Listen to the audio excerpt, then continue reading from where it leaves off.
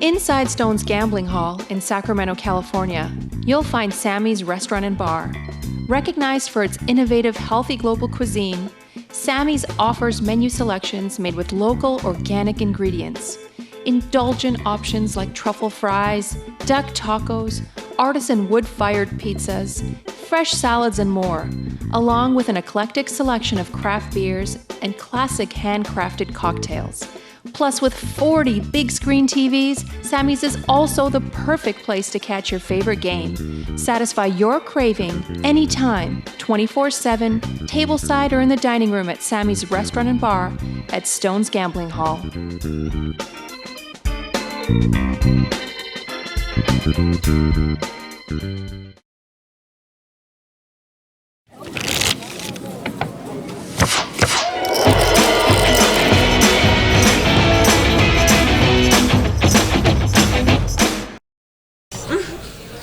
Good evening, everyone, and welcome to Stone's Live Poker. I'm Jake Rosensteel here with Valerie Cross. And tonight we have 5-5 No Limit Hold'em. And the game's sitting pretty deep. Yeah. We got a pretty good lineup going. I'm excited. Mike Postle's in his usual seat one. We might remember Mike from a few streams ago where he buried that dirty river card and make straight flush over ace high flush. So dirty. So dirty. I still go back and watch my reaction to that. Like, yeah, I'm geez, I really freaked out there. Like I'm not even in the hand and I just still lose my stuff over some of the beats that we have there. Yeah, it is crazy when you see a hand like that. Even if you're not involved, you just. Live poker's rigged. Like, it makes you want to puke. Yeah, it's a little gross. Just a little bit, It's the sickness. Yeah. So Mike's sitting on about 200 big blinds, about a 9-15 from him, maybe a little more. Immediately to his left is Anthony, call your mother, not in seat 9. He's in seat 2. Anthony's got about 1,400 in front of him. Anthony's a real creative, real aggressive player. We see him on the stream often. It'll be interesting to see what goes on between him and Mike, because those are two guys that kind of I feel like tend to fight over control of the table oftentimes. Yeah, I could definitely see that, and Anthony has position on Mike. Just might change up how Mike has to address the table. Yeah, definitely. In seat 3, we have Sean. We all know Sean. Sean's sitting about 840 deep, not quite 200 bigs, but everyone's over 100 bigs, which is nice. We see Sean on the stream often. Sean has had a couple really interesting plays here on the stream that oftentimes I find myself scratching my head still trying to make sense of. I'm just like I don't know about poker anymore, but he's made some sick laydowns. Yeah, definitely calling a bit unconventional. Yeah. I mean, some laydowns I know I wouldn't have been able to get away with. Other times, yeah, I don't know. One of my personal favorite players, one of my favorite follows on Twitter, Amber, Bone Chick, as she's known on Twitter, the house. Sitting in seat 4. I mean, how did we get her in the game? Was it? Who's streaming? Yeah, God, what did we do there? What did Justin have to do?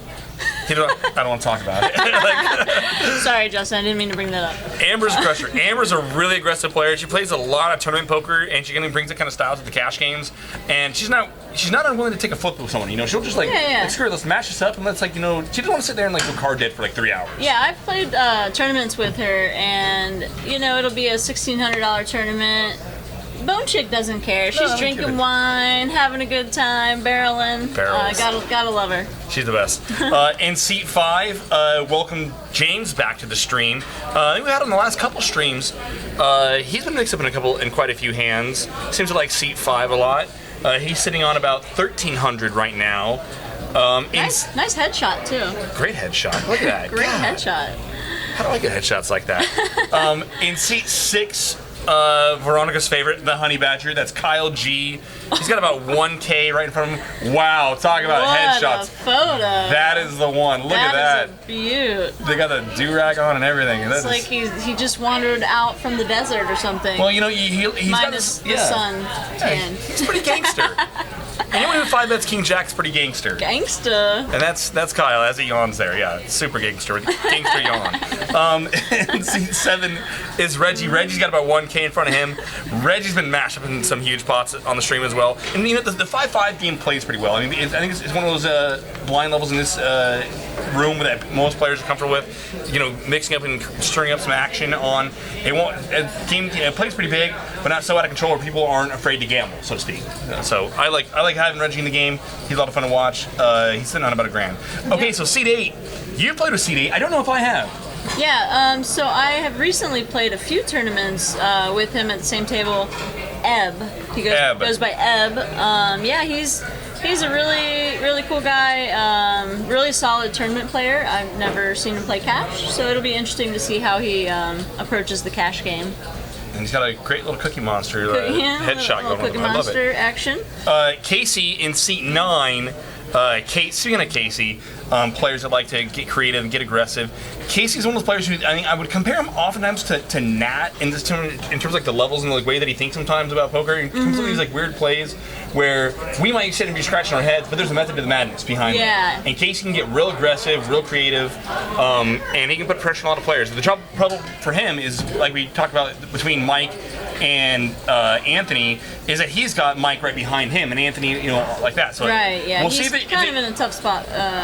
Tough position there. We'll see if it keeps Casey in check tonight. No pun intended. Or if he just decides, I'm going to beat you guys to the pot, and first slider doesn't stand a chance. I mean, he's first to bluff, so yeah, I can't lose, right? Yeah, I mean, it's good. Can't lose if you bluff. Casey's got about 500 in front of him, and I think we're going to get some cards in the air. Who won the headshots there? Who had the best headshot? I think Kyle won. Kyle had to have won the headshot. Yeah, pretty sure. Crusher. 678 Watt Rye. All the best in the chat. What's up, everyone? Rick and Barstow, Suited Aces. Yeah, sick new graphics, right? Too legit. We got a beast of a team here working on all that. Anthony's going to pick up pocket 10s on our first hand here. Make it 20 to go under the gun.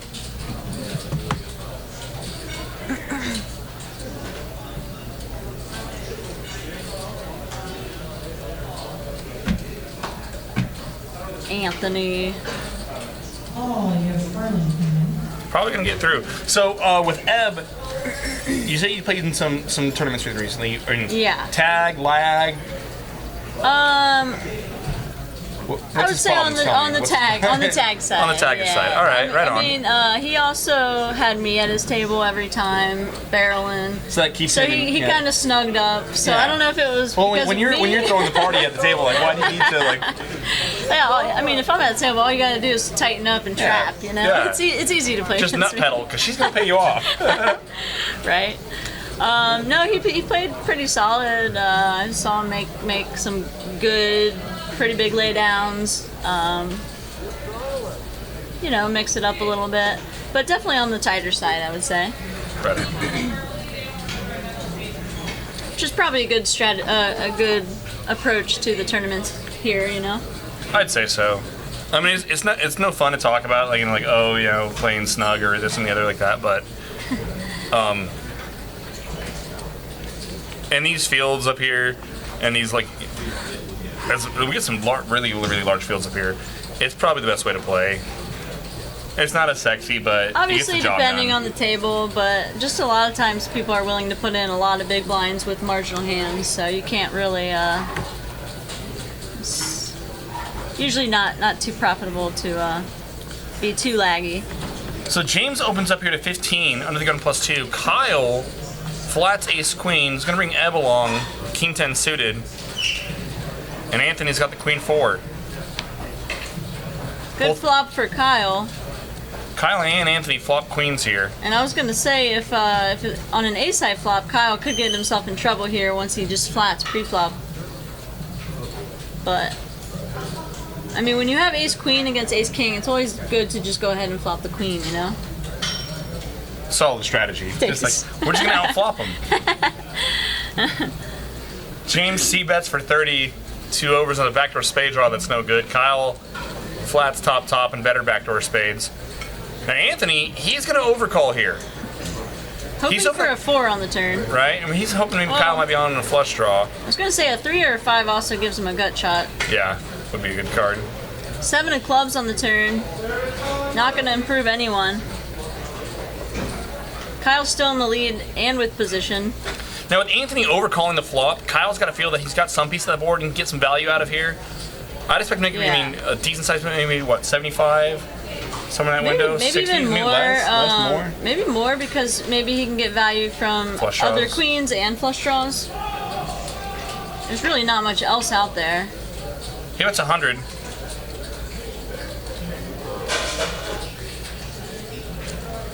Anthony's gonna look him up.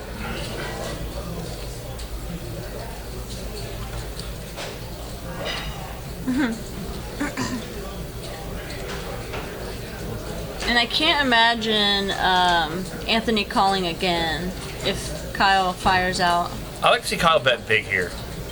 Yeah, make it look bluffy, make it look like he Maybe some could have busted spades. missed spades or something.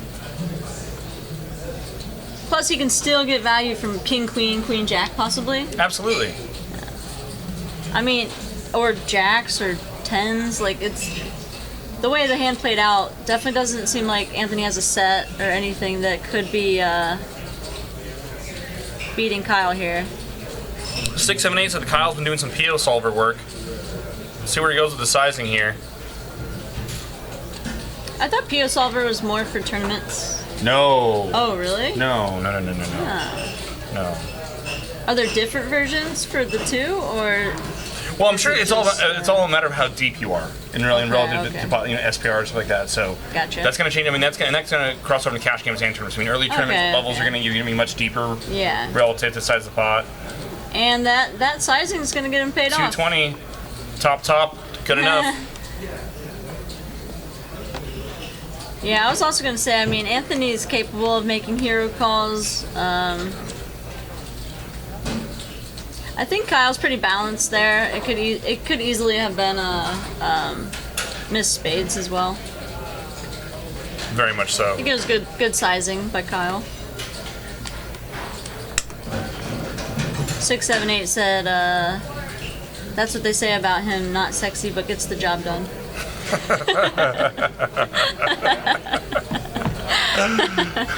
Pretty funny. Oh yeah.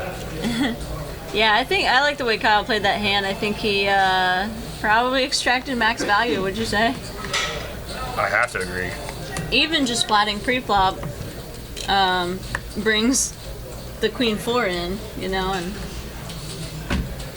Game theory optimal. GTO. James, is he limping the fours here or did he open the pot? I think James opened, yeah. Opened at 15 with fours. Okay. Ab's gonna call. Sorry.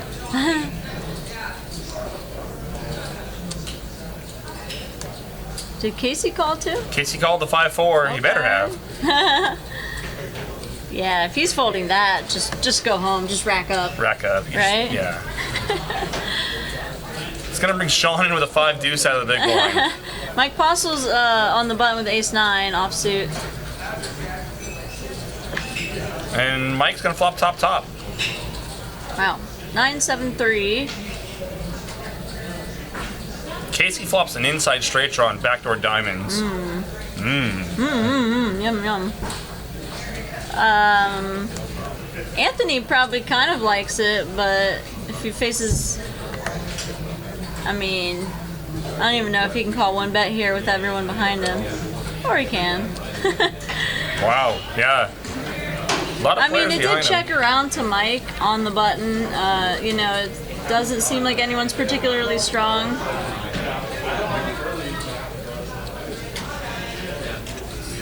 I would have been tempted to call with Casey's hand.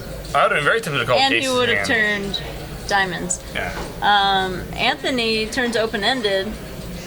Check, Mike's check. gonna check back. Queen of spades on the river.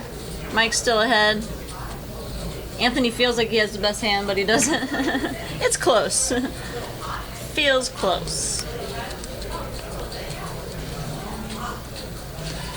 Yeah, if I'm Anthony there, I'm less inclined to think that Mike's. I mean, mind you, he did check all in Mike. Mike could have some bluffs there, but I'm against multiple opponents like that on that board. I'm less inclined to think that Mike's bluffing against 4 other opponents, versus in a heads up or even just a 3-way pot. Right.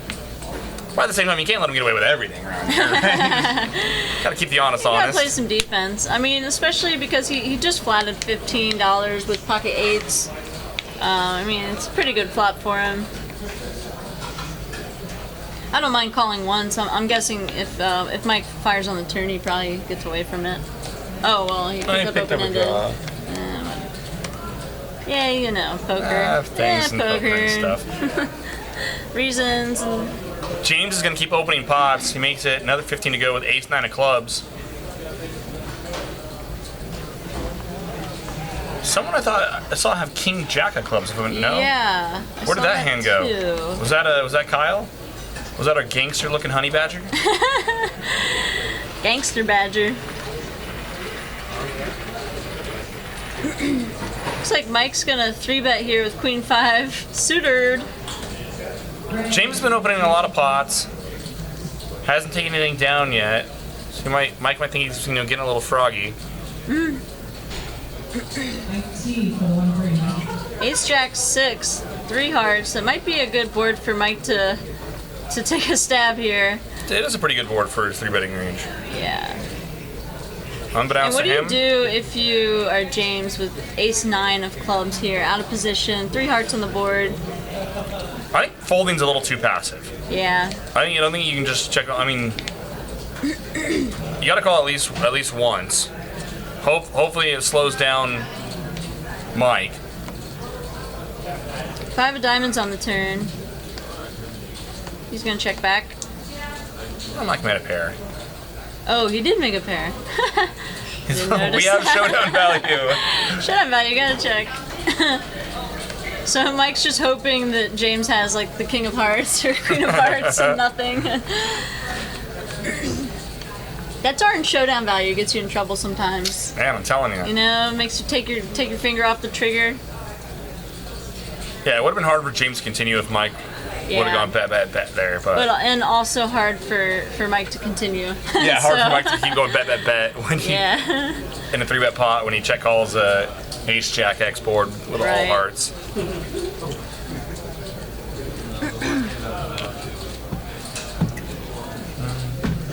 Got to give credit to Mike Posselda for trying. Absolutely. Mixing it up, little three betting wide.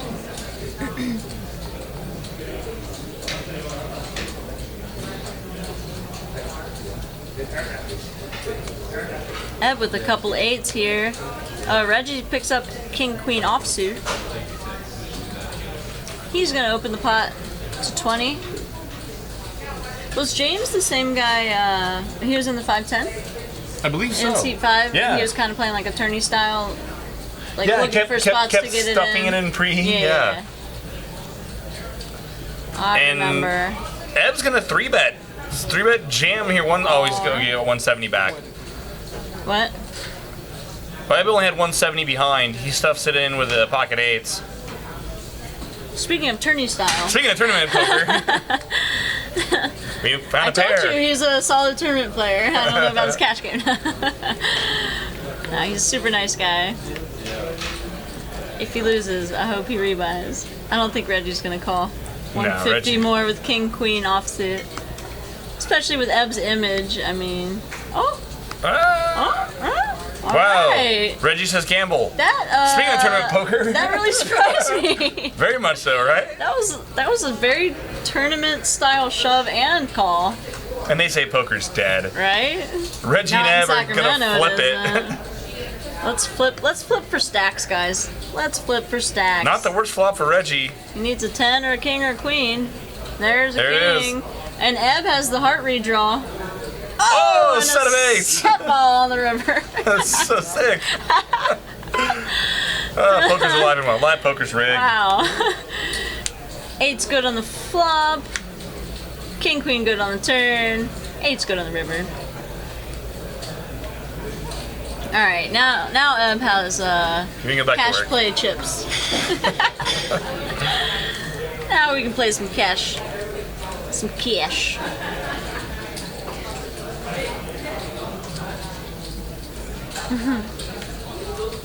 Two-faced man, hello from Calgary. What's up? I think I'm Monday Night Welcome, Football eh? tonight. Eh? Yeah. My bet's not looking good. No. I'm out of. I was in a Survivor League. You know, you got to pick a one winner every week. Yeah, I had that. I was in that too. Yeah, I had the Steelers this week, and I'm done. Hold on, the Steelers lost To the Dolphins, to Matt Holtzclaw's Dolphins, and I'm just thinking, I God, was gonna bet the Steelers. I'm really glad I didn't. yeah, I'm a Steelers fan. Matt's a Dolphins fan. Ooh. I haven't run into him yet. I'm hoping that I don't. Yeah. Just because I'm a Bengals fan. We can't even be friends. Ew, gross. I know. What happened there? Disgusted me when you said Would Steelers. you grow up in Cincinnati or something? Yeah, yeah, right. Hey, remember that time you guys didn't win the Super Bowl? I don't remember. Every time. You mean every year? Oh, get one. Every Amber year makes I've been 25 to go. Yeah. It's been a tough go in Cincy as a sports fan. Yeah. I mean, I'm a diehard baseball fan. It's been rough. Could be worse. You could be a Browns fan. That's true. What do you do there? You're right. It could be worse. Ugh. Puke. So I'm going to be in Hammond near Chicago this weekend For poker? for the circuit event. Oh, very cool. Yeah, as a reporter covering it. And Thursday night, yeah, I get there Thursday, and the Cubs are in the National League. NLCS, Yeah, NLCS. So Against my yeah, Dodgers. might go to Chicago and watch it down there. Very cool. Yeah. Which would be awesome.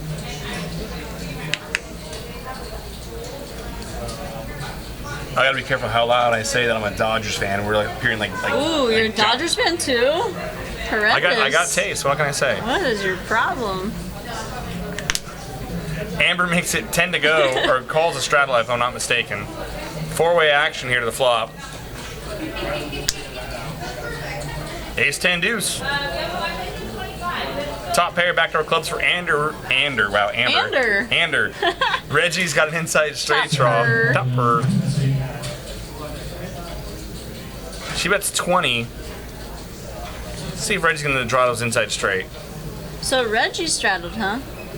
I believe so. Reggie might be one of those players once he maybe loses the And pot. Eb limped in with King 4 offsuit. Eb straddled. Okay, that would make more sense, but Yeah, Eb had the straddle on. that would make more sense. Now, what is Amber going to do here? She try to get value from clubs? Or like a 10? King 10? Ain't gonna fly. I don't know. I'll check back in those spots a lot. Do just a little bit, some gloves, maybe get it, like I said, hands like King 10, check calling on the river. Yeah. Get some value on the river. Yeah, my. Plus, a lot of times if they're calling, they have you beat Yeah. the Ace 7. We're getting flashed in the booth again. Every time. You know, Finally. my entire family, the majority of my family, they all migrated up from LA. Oh, that's right. I So- remember you talking about that when you were talking about the Rams or something. Something like that. The yeah. Rams and 49ers, like there's a Yeah, divide in your family or exactly. something. That's right. So I'm kind of like a Dodgers fan, just kind of by association. You like the Giants too, or no? No, that's gross. Disgusting. Yeah, if you're gonna like a Bay Area team, please make it the A's. Yeah. Let's be real. Sean P. Pocket Queens. Queens, huh? Kings. Life's hard sometimes. Your brain just malfunctioned. And we've seen Sean do weird things with big pairs. Now Mike opens up to 35 right in front of him with a 7 deuce. I don't know if they're playing 7 deuce yet. Mike might just I be know doing this for the hell of some of these it. people do that, but Mike just has a sickness sometimes. yeah, I think Mike's just messing around tonight. Looks like. And he And he calls. flats. Sean puts in a small 3-bet. It makes it 85 to go with Kings, and That's Mike 85. This is amazing. Please check raise, Mike. Yeah, that's exactly what I was thinking. Great board to check raise. Oh my gosh, perfect. Perfect check raising board. Sean never has this. He never has an overpair, does he? You can check raise the crap out of this board. That's exactly what's going through my head right now if I'm Sean's Mike. never calling with aces or kings. Sean bets 105, shows the Kings. Oh man. Eldar, Zabear Mike's Jew. like, I was live. That was live. What's up, Eldar? good to have you. Check raise bet bet. I have to have a set there, don't I? Right? Do you ever not? The problem is, are you ever really check raising that board with a set? Let's just feel like Yeah, alright, let's move on. quit shooting holes. The problem is, the holes in my game. every time I try to make that move, after it doesn't work, I'm like, oh yeah. It's because I never do I that. wouldn't have done that probably with a set. I mean, unless it's somebody who pretty much has to have an overpair and they don't fold overpairs. That's the only time. Gotcha. Yeah. Amber bumps it up to 20 with 10 jack suited. That's an unfoldable hand in my book. And I mean like every street, like no matter what the board is, just never fold it. You never miss. You can't miss, right? I'm giving all my strategy tonight, all of it. Barrels. Everyone's gonna be lining up to play with me.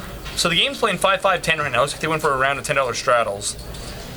And on Ace King See? Queen. Told you. You can't miss with Jack 10 suited. Can't fold that. Just flop the nuts, no big deal.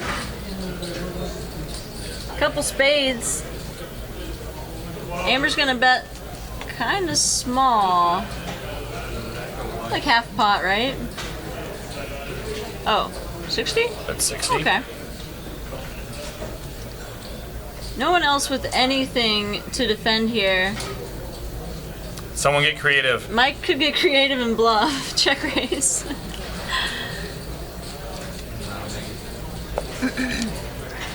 So, in most of the streams I've seen Mike play in, he's just carded the whole time. Yeah. And he starts messing around with these crappy hands like we've already seen. 7 deuce, 5-4 off. Yeah, the one night Veronica and I were commentating, and he played very, very few hands, but he did open some pots and 3-bet some pots with total junk, Clunkers. And we were kind of messing with him after the stream, and Veronica was making fun of him for playing tight, and I'm like, I mean, he opened under the gun with like 7-4 suited, and he did this and this. Like, it was some.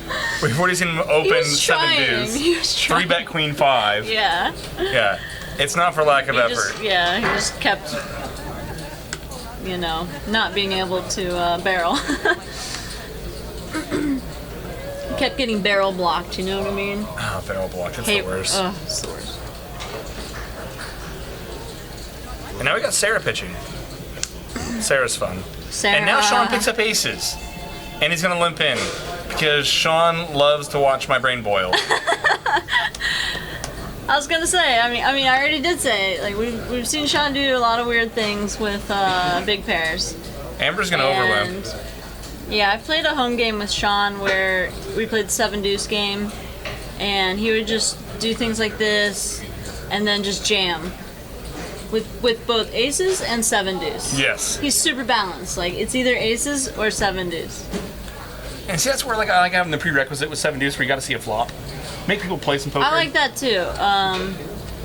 Yeah, I hate to level myself for like stacks pre-flop, Right, I like to level myself for stacks on the flop. At least let me see a flop Yeah. before I level myself and, just get it all in drawing dead, Give me one street to narrow someone's range. Come on. Come on, let me have at least 5 outs.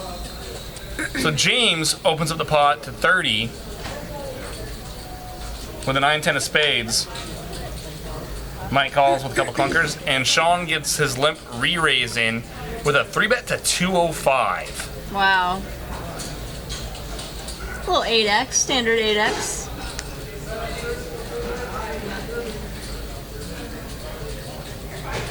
TX poker. What's up?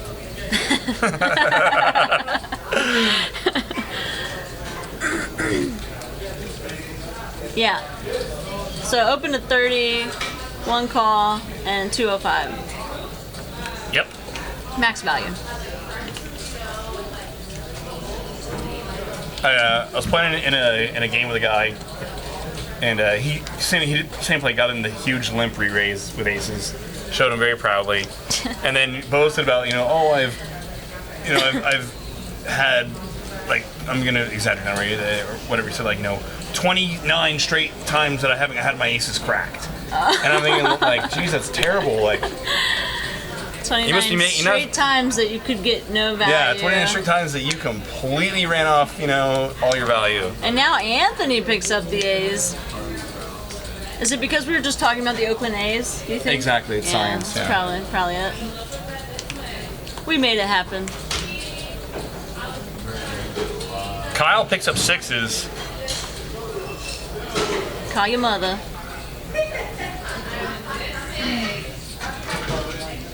Makes it 20 to go. And Anthony is in the big blind. Mike's gonna call in the small blind. That's the, I have aces right now, look. Act normal, act normal. And look at the difference in 3-bet sizing here. I'm bluffing. Yeah. Anthony puts in there, but it looks like he makes what, 90? 85 maybe? Yeah, 90. Reasonable 3-bet size. Kyle's got position. He's gonna let it go. He decides not to set mine against Anthony. Anthony 3-betting out of the blind should have it's not like he 3-bet the button, right? He should be a little bit stronger there. Yeah. Versus 3-betting the button, Right, and so Kyle's getting 2-1. He's not sure if Mike's gonna come along. Like if he thinks Mike's gonna call, then it might make it a more reasonable call. Anthony had 900 back, right? Yeah. Roughly. So it's gonna cost another 60 something to call. I think the question is, if you hit a set, do you think you can get Anthony's stack? That's where I go off. Yeah. So if I'd be less inclined to definitely call a 3-bet or a button 3-bet, just because one, I'm going to be out of position with 2. Right. He's going to have a little bit. It should be a little bit lighter there versus him 3-betting out of the blind. I'm definitely more inclined to call there. Obviously, with position, with position, and like I said, he should be stronger there. I call there, but then again, hope springs eternal. Yeah, me too. There's a lot of 6s. But I'm a fish. Yeah, but I'm a fish. I love it. I'm due for a set. Yeah, it depends if I'm due for a set or not. Yeah, if I just flop a set, then forget about it. Can never happen. It's not gonna happen again. For the worst. So 5-way limped pot here. Queen, queen, jack. 2 hearts. James is open-ended. Sean's gonna lead out with 6-3. What? 15. James calls. How does 6-3 have 9% right now? I'm confused. Yeah. Seems like a lot of percent. What's up, Master C? Why is it so hard to say? Master C. Mastack in the house.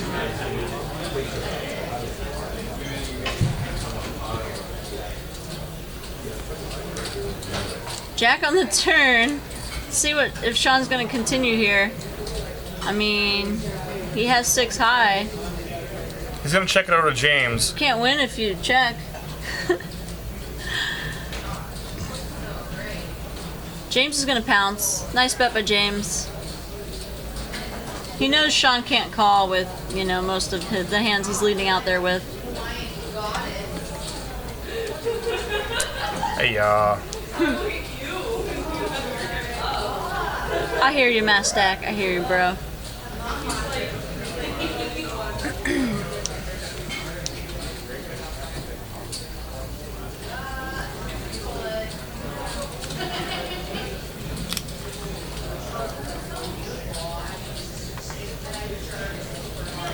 Have you playing any of the HPT stuff going on? Or have you been? No, I have not been. I've mostly been playing cash lately. Because you like money? Trying to build the roll. Yeah, sick of just, building the roll in cash and blasting off in tournaments, But it's so much fun. It is a lot of fun. Much fun. It's a lot of fun. Planning on playing some stuff soon. Reno Tahoe. I was going to say. Yeah. The cash games are always good there too, though, so. Yeah, right? I think I'm investing more time in those right now. So here we got Open 25 and by Casey. 3-bet from Anthony off the button with the queen 7 of spades and a multi-way pot. The game's officially out of the muck. Right? 6-4 suited open to 25. 9-5 suited calls. Anthony with queen 7 suited and correctly recognizes that his opponents are weak. 4-bet. 4-bet. That would be so 4-bet. beautiful. 4-bet or flat. Alright. And Mike's like, well, I got one straight blocker. Hopefully my suit's live. And, look at those equities. They're all even right now. They all have junkers. They have different suits. We talked about these three players. Possibilities. These 3 players before the stream started. These guys are going to build this little dynamic. Right? And here exactly. we go. These are the 3 we're talking about. And Casey, pretty good flop for a 6-4 of hearts. How do we get the money in? It's like a great spot to check. Check jam. Check pot. Check. Yeah, check pot. Check pot, lead pot. Checks to Anthony. Super standard. And Anthony has to continue on this board with queen high. If you're Casey, do you think you can ever get Anthony to fold ace king? If you think you can get him all face king, I mean, you're only repping like in what, 10s here, maybe 4s? Right. I mean, you really shouldn't have ace 10 here. I mean, you shouldn't have the 6-4 hearts, Yeah, but it's I mean. kind of hard to just check call here, right? But it's 120. How much is Casey back? It's like about 550. That was like 3 in green. 550-ish. Yeah, there it is, all of it. Nice. Check jam.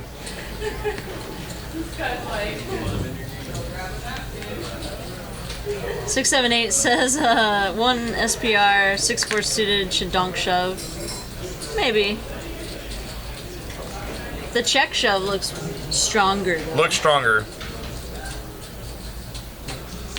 But, you know, like you said, if Anthony actually has ace king or maybe ace queen, like a hand that he should have there, that he, you know, he's probably not folding to that, so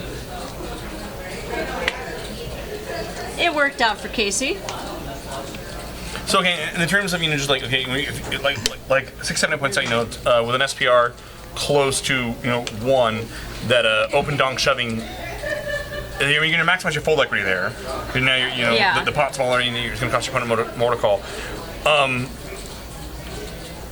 If you're Anthony and you're facing that bet though, or would you ever be more inclined to call there with kings or aces versus that instead of the check raise, check shove? So let's say let's reverse the hand. Let's say Anthony's got kings or queens. Oh, okay, on that board. Yeah, are you more likely to call versus the donk open shove? I think so, just because it's more likely that he has flush draw, maybe like a combo draw. Because it was open donk shoves and ace there. I mean, players do it, but most players hate money. Casey doesn't hate money that much. Yeah. Casey should never, I mean... Yeah, the check shove looks stronger, I think. Looks much stronger. You know, he might actually fold. Does he fold ace jack? I don't know. Maybe not. So jack 8-4, Reggie's gonna bet 15 with a gut shot.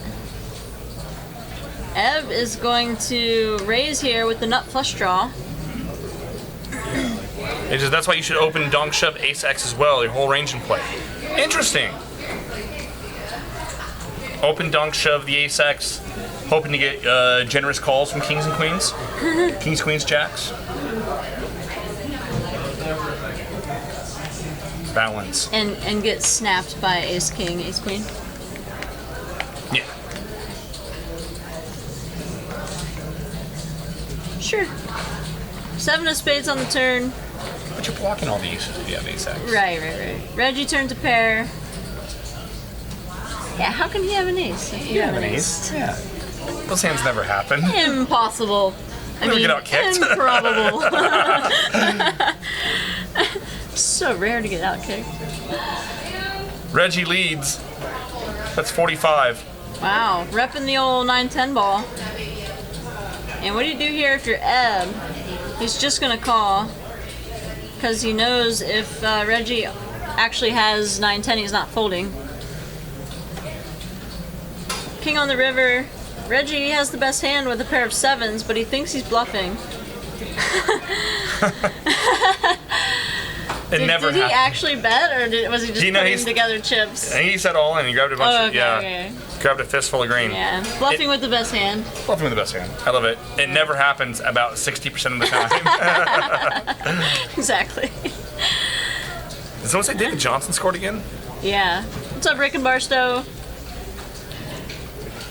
Yeah, my 2 fantasy matchups this week were very polarized. I crushed in one league and got destroyed in the other. I won. I took the lead. Game over. Nice. Suck it. I'm guessing you have David Johnson? I got a lot of David Johnson. Super beast. Nice. Wee wee. I mean, why can't they score any points? I somehow got to find a way to get rid of Malcolm Floyd, though. He's doing nothing for me. Nothing.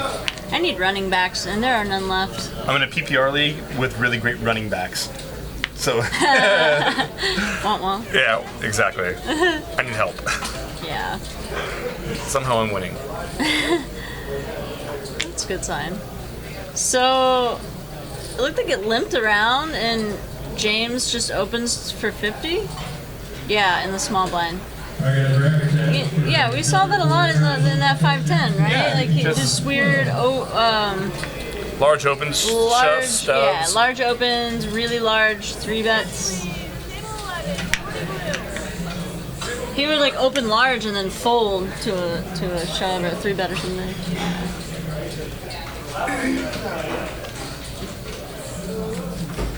See, here's the problem. Amber's drinking water. Yeah. Amber crushes poker when she's like a bottle and a half of wine, yeah. red wine in. Oh yeah, and just crushes.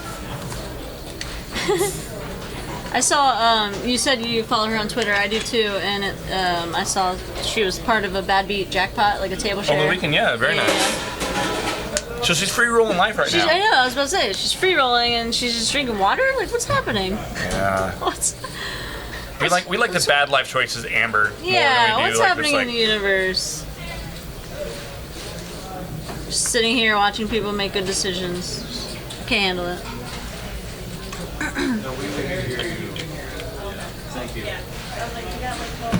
So Ebb limps ace king. What do you put in the 10 of a straddle? He limps ace king under the gun. Huh. Speaking of Amber, and he's gonna get in the limp re-raise. Limp jam. So Amber opened to 25 with Jack 7 suited. Just when we were talking about her playing too snug, she opened Jack 7 suited. And runs an ace king. So several other limpers here. Ebb shove is for 230. And Mike's thinking about giving him action here at pocket sixes. We saw him do it before with 8s, it's kind of similar sizing, right? And there it is. Wow, interesting. With 6s, I'm pretty surprised by that call. Just with Amber, and Sean. Sean's capable of limp raising. Over limp. Limp raising. Yeah, Sean can have queens there. That's sick. Amber is the original opener. James called behind. He's not afraid of James. Who called? Me. I like it. That's funny. Wow. And Amber's thinking about this? I was like, just jam it, Amber. Just jam it and make Mike hate life. How funny would that be? James had 8-5 offsuit. Wow, what is going on? Are our graphics right?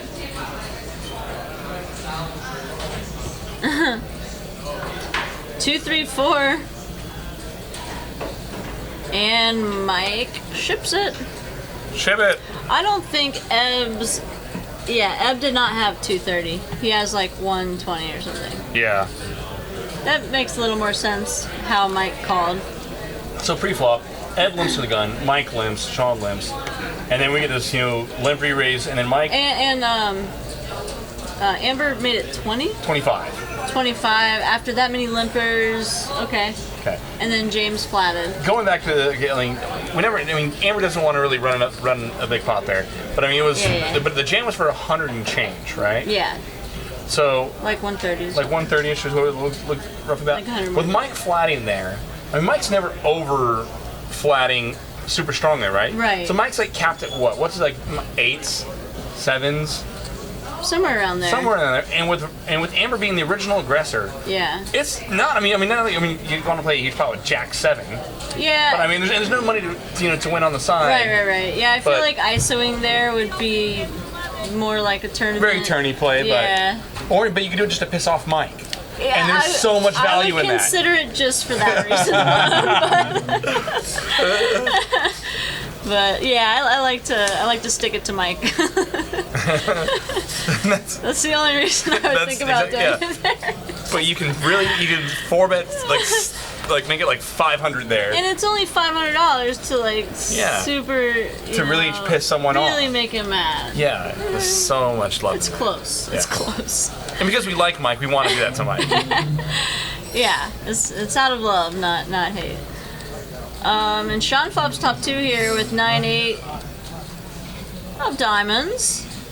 I'm just saying, like, if that was me and that was Veronica is 4-betting me for sure. Oh yeah, 100%. Just like Insta snap 4-bet. Insta snap 4-bet, just to. And then she's just gonna flip it over just to let you know, just to confirm, even if she doesn't have to show it.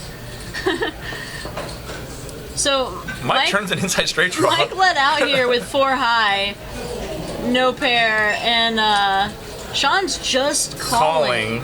That's clubs get there. I mean, the only hand beating him on the flop was 6-7. They just checked down. After Mike fires 2 streets, and even when the ace comes off, I think it's a great spot for Sean to raise. I mean, because clubs aren't folding.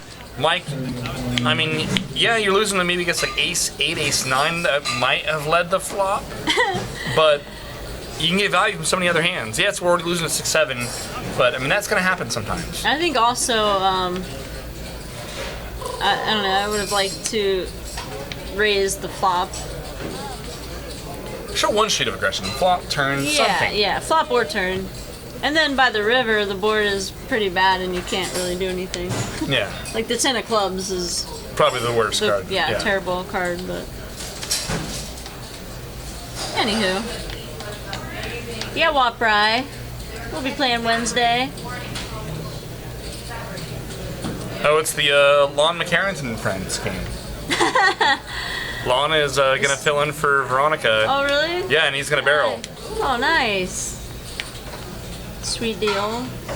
What I love about watching Lon play, because we've seen Lon play in the Veronica and Friends game before, and mix it up and push Veronica around. I really gotta wonder, is I mean, I don't mean this literally, is Lon's only exposure to poker watching the highlight hands that he commentates on during the main event of tournament poker, where it's always these smash up ace king versus pocket sixes flips, these wild crazy bluffs, and it gets in his head. Thinks in his head well, this is what poker is. So I'm just gonna do this and run the game completely over, because this is what poker's like, right? Yeah. Just always rep top set or nutted hands. Play bomb pot poker. Bomb pot. 643 rainbow. Did I see that correctly? Okay. I believe you did. How is Casey? Oh, okay. Yeah, Anthony with the pair and backdoor nut flush draw. Takes it down. Easy game. Master C said Lon and commentators. That would be fun.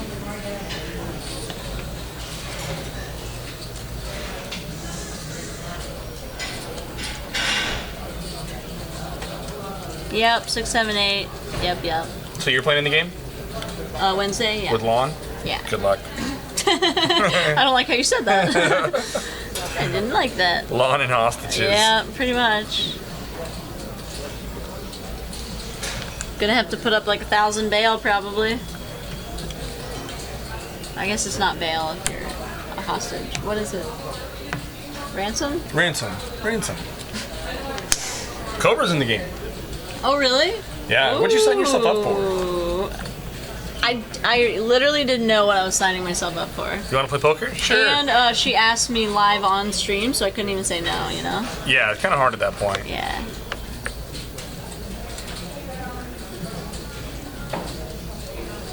Kyle changes seats here, moves over to the other side of Reggie.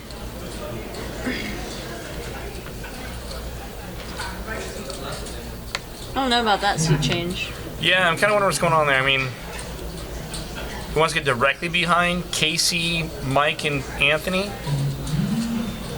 So I'm just going to flop the nut and check raise. That's like... Good plan. So, who opened it? Okay, Casey made it 25, and he gets 3 callers here. 9-6-5, not what Casey was looking for. Mike flops the best of it here with a pair of 5s, gut shot, and backdoor hearts. Checks around, 9 on the turn. That's a pretty good card for Mike. He's going to bet it.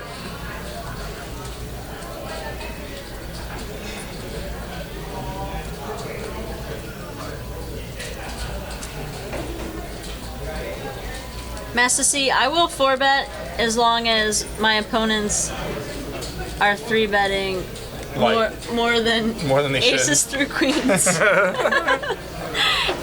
If and only if. You just 3-bet Cobra, it's easy. Oh yeah, I could. Oh, I'll 4-bet. You can Okay, 4-bet Cobra. I'll 4-bet Cobra. You guys, don't tell him. Yeah. Seriously. He's like, He's probably watching it right watching the now. stream right now, guys. He's probably watching it right now. He's here tonight. Hey. Seth. We get so much action here in the booth. She's my favorite. That cow's the best. Who's Ducky's wife? I know Ducky. Okay, you know Ducky.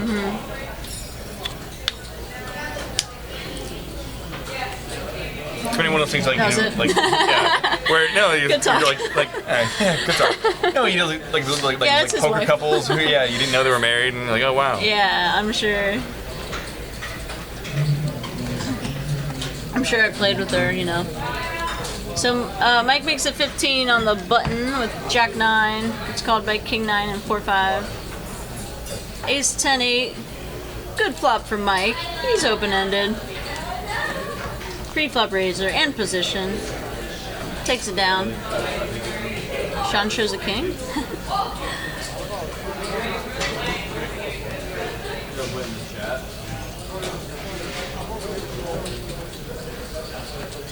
Six, seven, eight. I wasn't offended.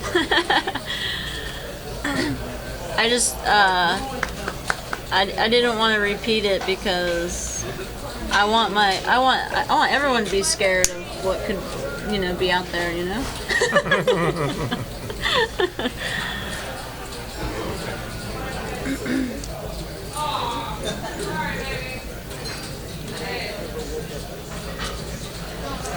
It's like I'm leading out. I must have a straight here. Couldn't have anything else.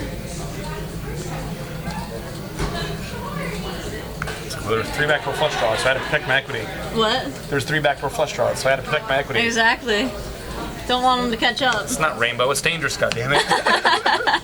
Harlan in the game. And now Kyle seat change comprendes. Oh. Funny. So Reggie's gonna open up the pot, make it 15 to go with the king queen off. Casey makes a call with a suited ace. Mike's got 2 random cards, and so he's gonna call as well. And Harlan wastes no time getting involved with the 10-6 suited. And we may see this game change a little bit. Absolutely. Let's hope. Queen 7-3 rainbow, 3 backdoor flush draws. Can never be too careful. Uh-oh. 3 backdoor flush draws. Reggie bets his Oh, pair. I never heard that before. It's just a scary board. There were 3 different suits. And no straight possibilities. So Reggie with top pair. Mike King made the call with kicker. bottom pair.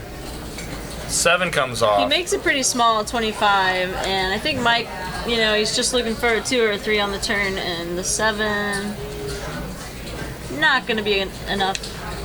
I ain't falling for it no more. I won't give you any more money. So it'll be interesting to see if Harlan and Kyle start mixing it up a little bit here. And Reggie's gonna be caught in the middle of it. Yeah. On a Firestone. Trap them.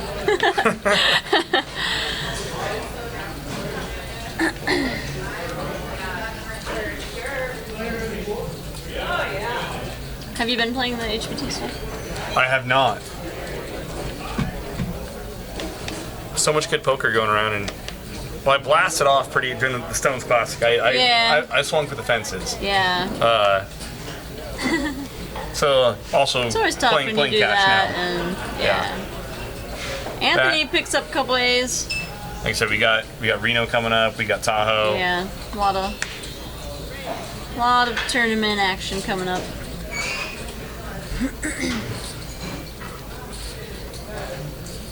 $50 to go with the aces. It was a Reggie opened 10 or yeah, Reggie opened to 10. Okay, Yes, no? and a couple callers. Or did Harlan straddle? Harlan straddled. That makes more sense. That makes a lot more sense than Yeah. Reggie limp sixes. Straddle a couple calls, and Anthony makes it 50. Once again, no one set mining. And again, yeah, I feel like a lot of people call with sixes there, like us included, right? Yeah. Hope springs eternal. But, I think Anthony has come up against like two of the people who just don't, like Kyle and Reggie, they're just not trying to set mine there.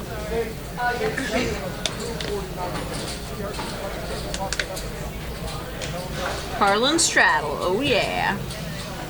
Yeah, Harlan is good action, good for the game, fun to play with, talks a lot of smack.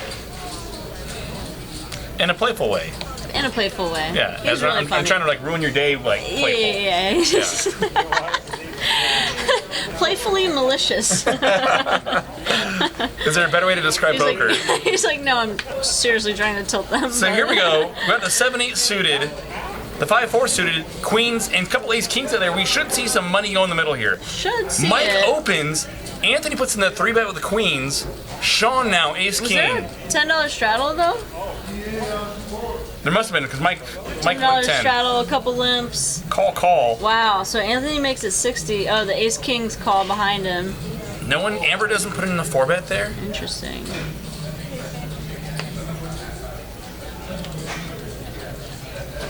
Yeah, especially once Sean just flats. Right? Saw that free cheese out there. Yeah, you're gonna see a cold 4-bet there a lot of times. Harlan cold calls the Jack 8 out of the big. Yes. He doesn't disappoint. I said he was action. And, Here we go. We have a immediately proved it. 7-way 3-bet pot. Wow. See, Harlan sits down, and this is what happens. Shenanigans immediately. When's the last time we saw a 7-way 3-bet pot? What up? Is that even possible? Whoa! Harlan flops 2 pair. And both Sean and Amber hit and their the ace. ace kings are just loving it. Mike has a Anthony pair. hates life. Casey should check raise this for sure. Backdoor straight draw, backdoor flush draw. I mean, into 6 opponents, it looks strong. You gotta be super strong there. It's so nutty. Super nutted. Sean very casually throws out 150. Is that what I'm seeing? Casually. Live poker's And rigged. wow. Amber flats. Oh my And God. Anthony's gonna save himself a lot of money here when Harlan check raises. I don't think Anthony was going to call even 1 bet, though, honestly. Especially once yeah. it's Sean betting and Amber calling. Yeah, I you can think never he gets call away that. from it super cheap, And that was especially in a just 7-way pot. 7-way 3-bet pot.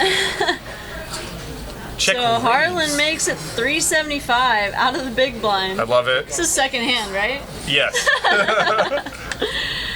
And this B's and G's is why you call with Jack 8. Call 3 bets with Jack 8 in the big blind. Because why not? Once again, in a 7-way pot, Harlan's got to be just stupid strong here to check raise after a bet and and a call in a 3-bet pot on an ace-jack board. Sean's gonna call anyway. Yeah, he should definitely have Ace King beat. I mean, after all, though, it is Harlan. It's still Harlan. and Still Harlan. He's capable of making Doing this moves 9-10. here, but yeah. Now, if you're Amber, you gotta shut it down, right? Oh yeah, I think so. Especially when Sean flats there. Good fold, Amber. Yeah, She'll look back and she'll see that one and she'll love it. and she. I was gonna say she lost the minimum, but I guess if she 4-bets pre-flop, It's a different hand. yeah. What's the turn? What's the turn? Harlan just Hold on. open jams the turn. Oh, he Dark jams. dark jammed the turn. Wow. 9 of diamonds. And he's not looking at it. He's like, I can't look. Sean's reaching for chip like he's gonna flick him in.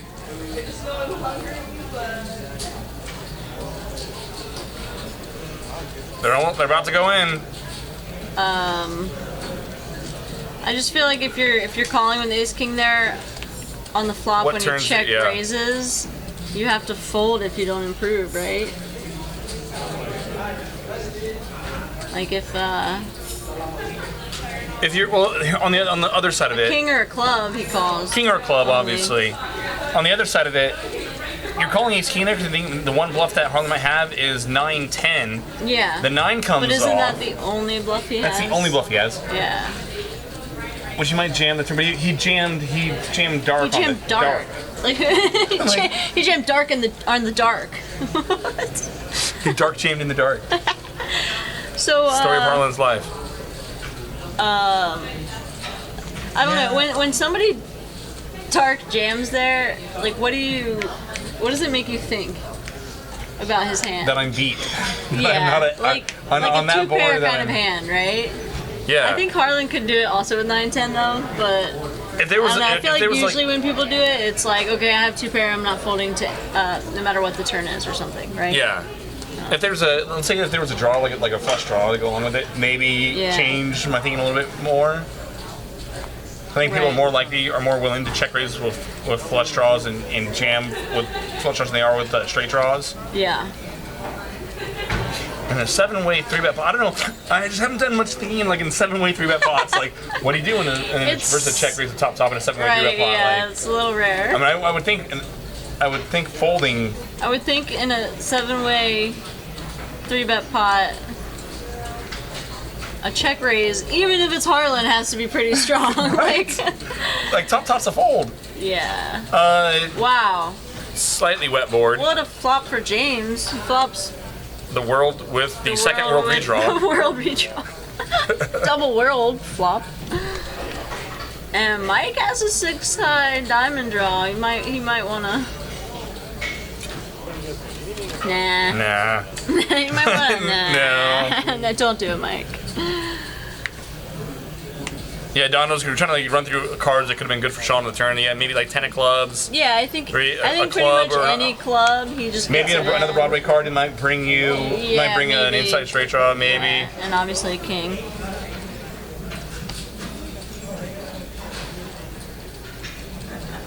But I think with Harlan's sizing, I feel like it was just too much, to call and peel the turn.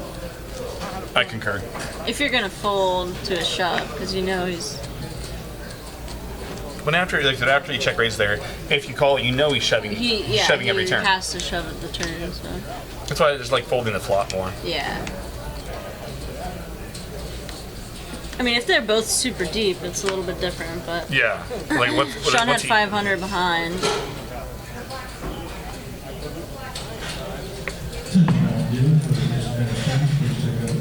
Is this real? Master C? Unconfirmed.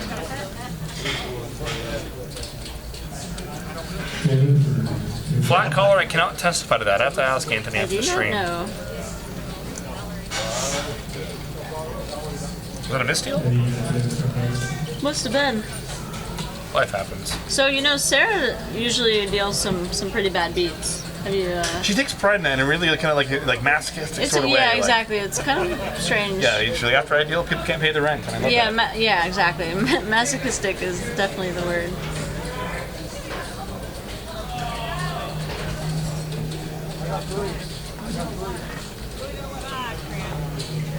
Yeah, someone will be walking by and she's like, "Oh yeah, I just coolered someone. I coolered him for 2,000 Yeah. earlier." I'm like, "What?" Yeah. It's like, no, it was great. Congratulations. He was in a fetal position, like crying about it and everything. Like, I was like, Jesus, you're dark. Right? Anthony makes it Gotta 30 love to your go. job, right? Yeah.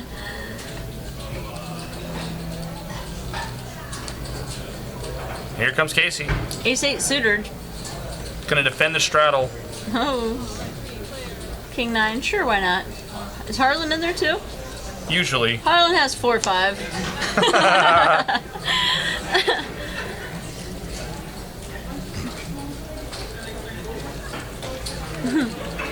Oh, okay. I didn't know he confirmed it. Thanks, Massey. Told you he had 4-5. He's always got 4-5. He's reaching. So checked around the flop, 8 on the turn. Anthony turns pair of 8s. He bets 45 and Harlan makes it 150. Harlan's got 4-5. Right? That'd be a sick call by me. Ryan 00714, welcome, welcome, welcome. Casey What? calls the raise out of position from Harlan. Is gonna out of position float the turn and a raise on a raise straight. Casey's card has got to be reading different. Casey's got to have a king jack here, right? And he thinks Harlan's just airballing. It's bizarre. And now he's checking again. Let's see what Casey's he has. jack. Casey's got king jack. Okay. King jack. Okay, card in the air. Okay. And Harlan throws it away. So Harlan's gonna have like 6-7 there, right? Yeah, To raise the turn, check back river. He's gonna because he's gonna keep his bluffs. maybe. He might have had to check back river if he made a pair, which is Yeah, still that- weird. that makes sense. Yeah. Which is still weird because like once Casey overcalls there, he's gonna should always have a jack. And so there's Harlan's hand, 9-10. He wouldn't 3-bet with just an 8 there, would he? No, I don't know. Well, I don't know. Oh, hold on. He could also have 9-10. Which is what the graphic showed. He had 9-10. Oh, but then it's kind of weird that he checked back. But maybe just against Casey, like He he figures- feels like Casey's check calling that river. I think Casey can fold a jack. Casey probably has a jack and he's check folding. I think Casey can have a jack and check fold. Yeah. I meant check calling, but yeah, I guess he could check fold. Meh. People like calling with the intention of folding to a later street. Yeah. Mike, not Mike, Sean. We just saw. Not mine. Not Mike.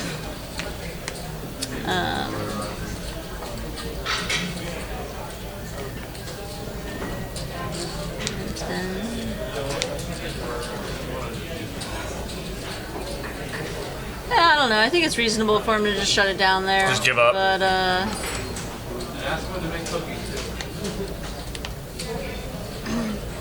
I think it just scared him that They might even snap at the 5 there, like yeah, ace that 5. what's his name? Gosh, what's wrong with my brain right now?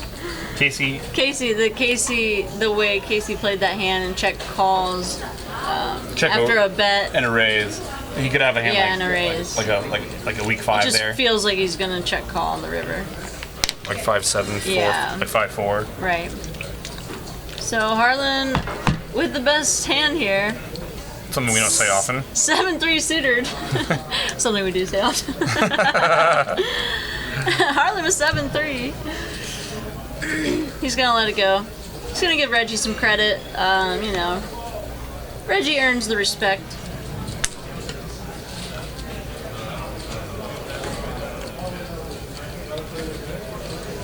And Harlan's up to 1,800 already. I love it. Wow, nice. Almost 400 bigs. Easy game. Why not? All you gotta do is, flat jack 8 off in a 3-way pot, 7-way 3-bet pot. Yeah. And just flop it. Cold call? Cold call, 3-bet. Cold call, 3-bet out of the big line. Yeah. It's science. I mean, at that point though, like, can you fold any two?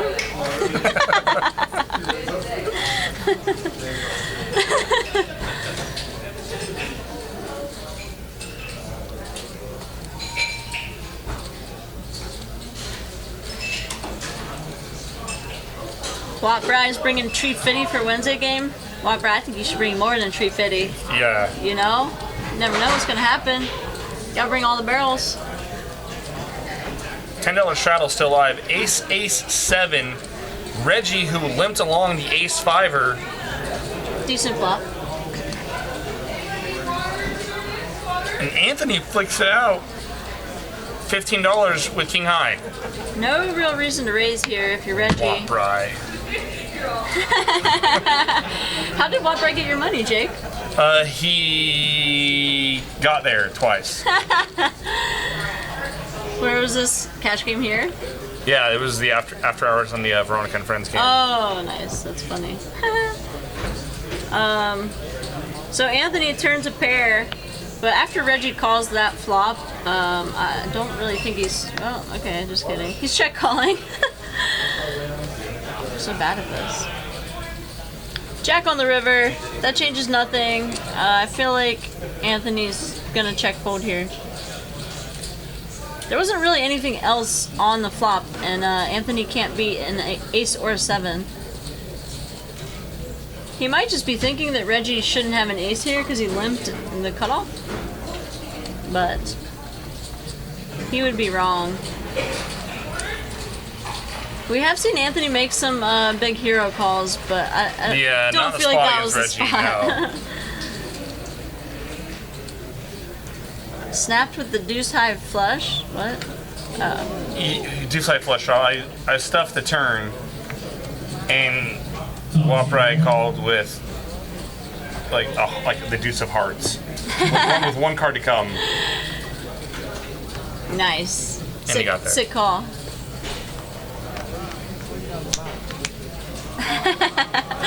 It was a product of the wine. Hey, it happens. It happens.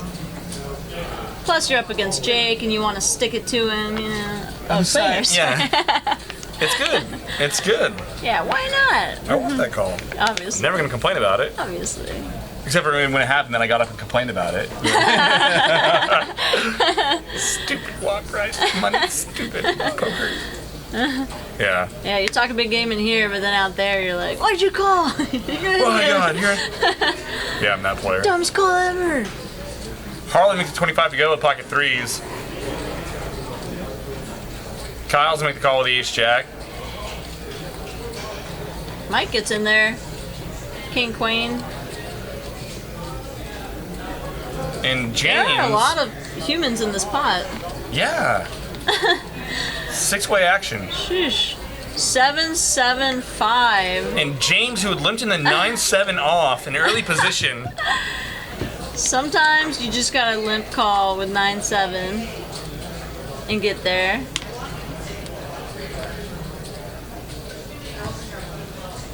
See, that's a good setup, Wap Bry. You do something like that, and then the next hand you get the nuts and you stack the guy again. You know, that's the way of it. I love that strategy. Harlan bets 80, and now action's back on James. Quick call. 80 with 3s. He can't like that call out of James. You see Harlan like motioning like he's gonna shove. Ace of clubs on the turn. So now James is gonna lead into him after check calling or not. He's gonna act like he's gonna lead. Harlan's gonna check back, obviously. Hope for a 3. Aye! I was about to say it too. And hope for a 3. Bomb the pot, Harlan. Oh yeah, this is one of the spots where, you know, just like it seems like the person should have either a missed straight draw that's not calling anything, or a 7 that's calling like a huge Well, bet, what's right? weird about it is, in some of the physical commanders, and oftentimes you see players who will defensively cut out chips, like you saw like Harlan do. Reach for chips. Oh, I'm gonna bet. Don't don't bother when leading. They're super weak. And they're super weak. And you saw James cut out chips. I feel and like then James checked. I feel like James was actually thinking about betting and actually believed that Harlan was gonna bet. Maybe. And James check raises. Whoa. Oh.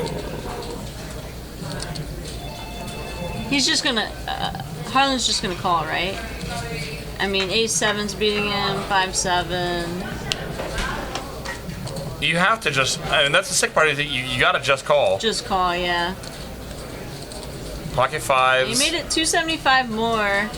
Kind of on the bigger side. I mean, yeah. I feel like if you're Harlan, your only play is to just call. And you hate it. You hate calling. Yeah, you want to raise, but it's like you're only getting called by a bigger boat usually. Sick 3-ball on the river there. Wow. Even then, like when I'm in Harlan's spot and I'm calling off there against the way that James played the hand to check call, and then check. Well, he goes check wanted check. to bet maybe. After a check on the turn and he goes to check raise though, it's kind of odd. Because I mean, it goes like his spot goes check so often after the turn check through. Right. Yeah. Like it should be. Like he should be like leading most turns or most rivers. Right. Or traditionally most players do or would. Yeah. Just because it gets checked back so often on the river. And I feel like they probably put about the same amount of chips in the pot. Like if That's usually how James it's usually how we get the showdown. The river. Oh, yeah. It seems like they matched each other's bets. No, it's good. I said if James. I was like, what are you saying? Leads. Well, if James leads, Harlan probably raises, and James probably just calls. James just calls. Like the same, probably about the same amounts, right? Yeah. Same result, kind of. Weird. Yeah. If I was in Harlan's spot, I'm probably thinking, okay, I'm paying off like Ace-7 here, or like pocket 5. Oh yeah.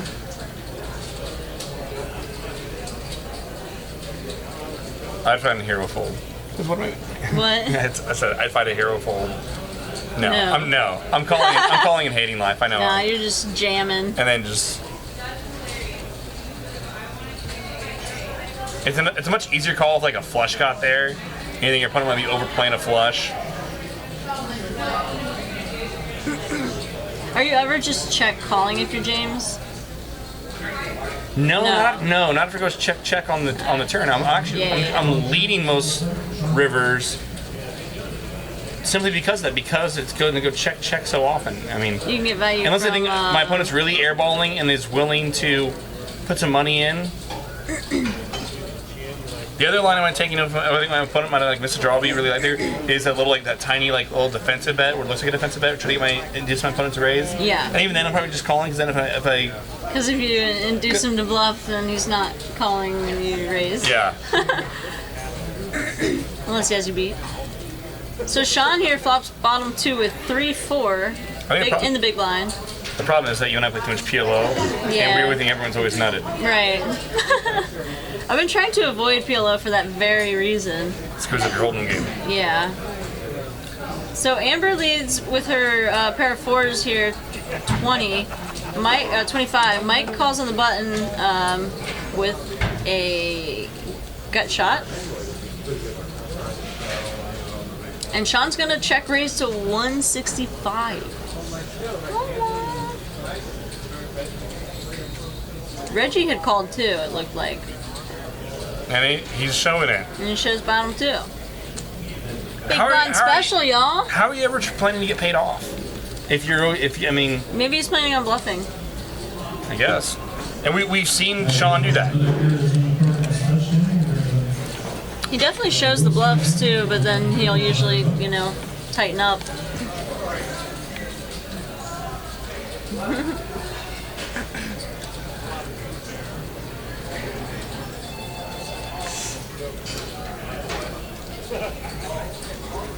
Congratulations, stay on for 9 on the roll. He's a little left of center. Little left of center.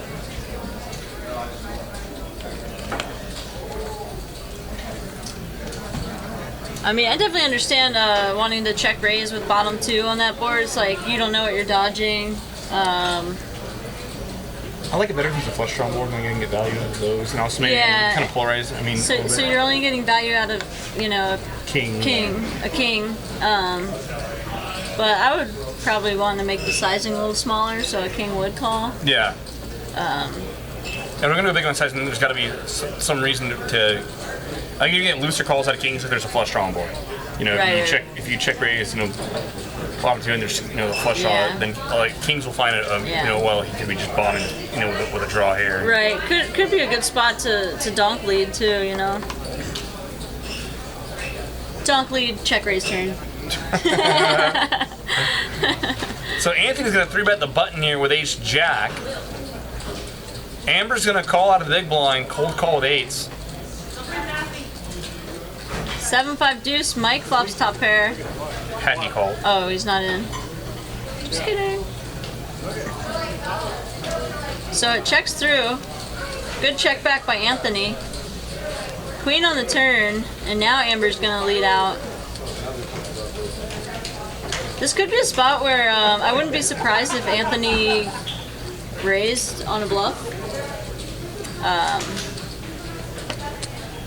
Or floats. I mean, we've seen Anthony be pretty creative. Or he's just gonna get there. That's the plan. I got 2 overs and poker happens. And now, Andy's gonna bet it. Wow. Interesting. What's he getting value from? I guess 8s, 9s, 10s. 8s, 9s, 10s.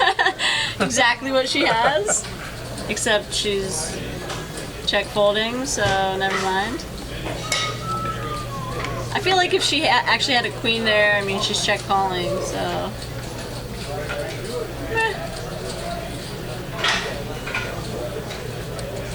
I guess interesting float though by really Anthony. Interesting float.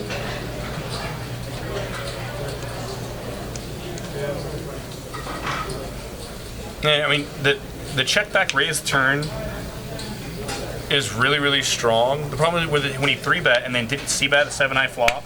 Yeah. It looks like ace king, ace queen though, I feel like. So then are we raising once we get the lead? Oh, yeah, true. Are we raising once we actually? Yeah, I guess we just flat ace queen there, and then. And. When she checks, bet the river. Yeah. Oh, okay. Good play, Anthony.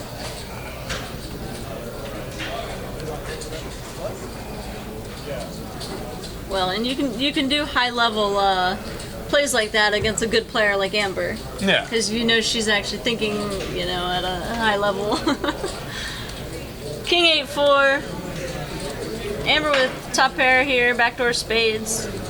James with bottom pair. Harlan bottom pair.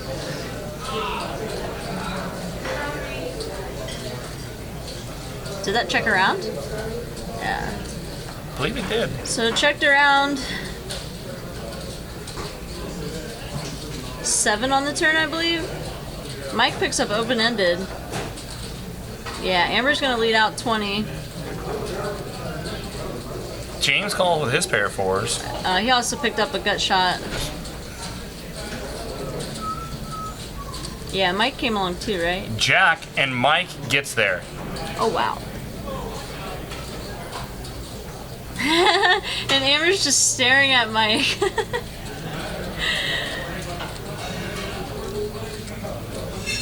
It's gonna be really hard for her to call a bet after getting called in 2 spots. 9-10 got there. A lot of 2-pair hands. Jack 8, random Jack 7, and she just quickly folds. She knows what's going on. Yeah. Especially that sizing. Mike hasn't folded. Or I'm sorry, James hasn't folded yet. Interesting. Mike must be trying to get value out of 2-pair type hands, which no one has. Now, maybe James has gone back and watched a few of the previous streams. Mike's picked some spots. Mike's made a lot of river bluffs. The way this hand played out, though, I gotta give him credit. Yeah. But if you're just going back and like, okay, this guy has bluffed a lot of rivers. Yeah, it's hard for him to not have at least 2 pair here, though. James finally thinks better of it and gets away. It's a good sign that he's considering hero calling there. Good sign for the game.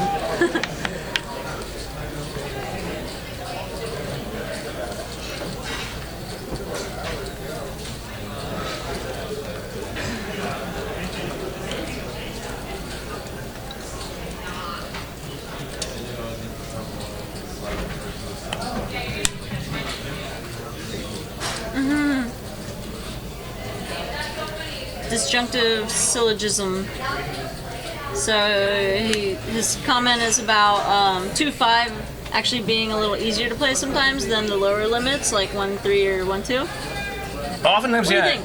So there's definitely some games you find where like the game or the hands will make more sense, and a lot of players will find a certain level of comfort there. Where, okay, well I know he wouldn't have this or he can have that, and so you can kind of find it easier to think your way through hands oftentimes.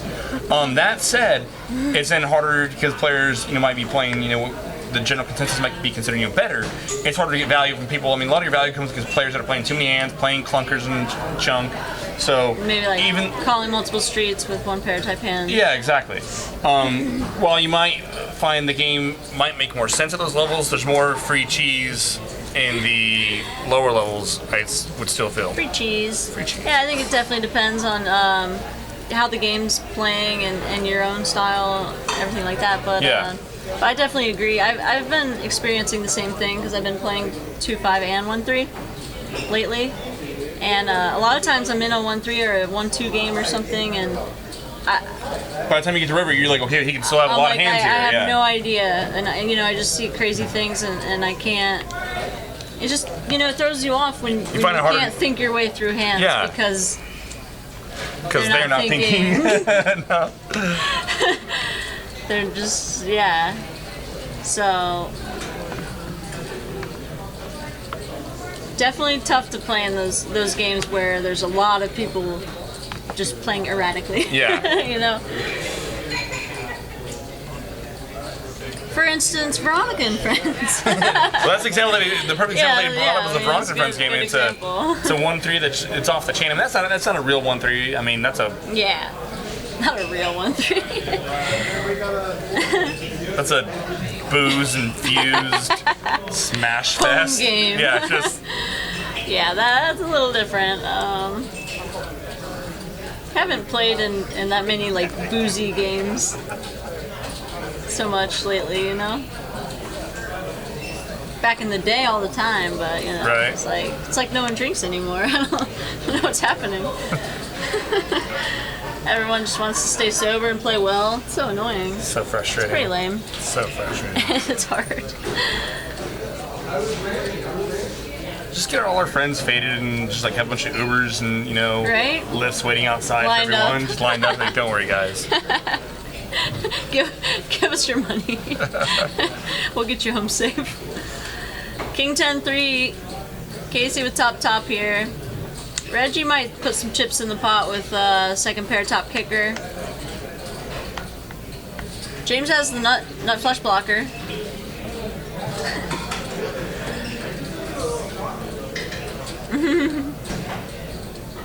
Oh, checks through and another spade on the turn. That might keep James around. Definitely, maybe.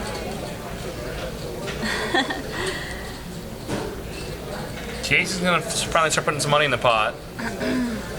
And he's gonna get some action.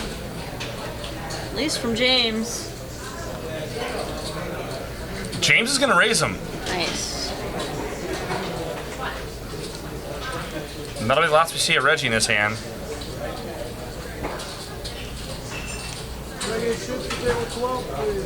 If it had checked to James on the flop, if he had Queen Jack or Spades, wouldn't he bet? Wouldn't he semi-bluff? If what? If the flop had checked to James, James is in position, he's on the button. I would think if I'm Casey, I was gonna let it go. If I'm Casey there, Queen Jack? if he had Queen Jack or Spades, wouldn't you expect? I mean, having that he would semi-bluff there? You would if it had checked to him, is he always taking free cards with his straws there? You would think, but you know, this goes back to the question that we were just answering. What other players thinking, right? Yeah, it's like, well, I would send my bluff with Queen Jack or spades there. The check like, definitely, but so it throws you off when your opponents don't do that, and you level yourself. But in this case, he would have been correct. I mean,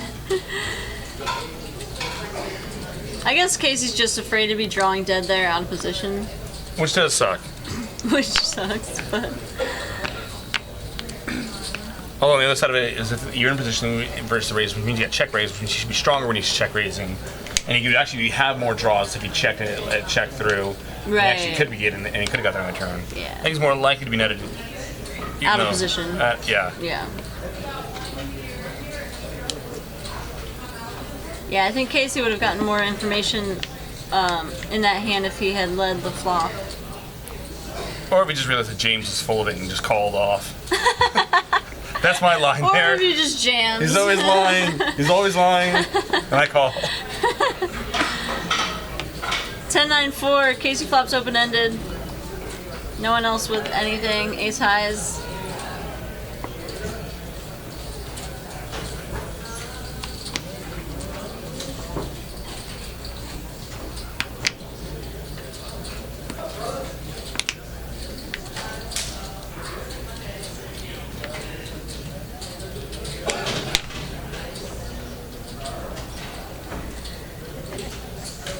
And James... That's 125. James bets 125. Interesting.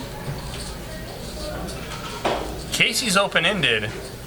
James just with ace high here. Not Perfers. Even with the ace of clubs. Oh, he has Perfers. Oh, just kidding. Casey check calls. JK. 9 on the turn.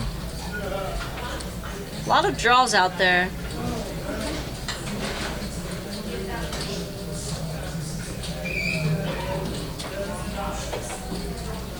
I feel like I check back in this spot a lot.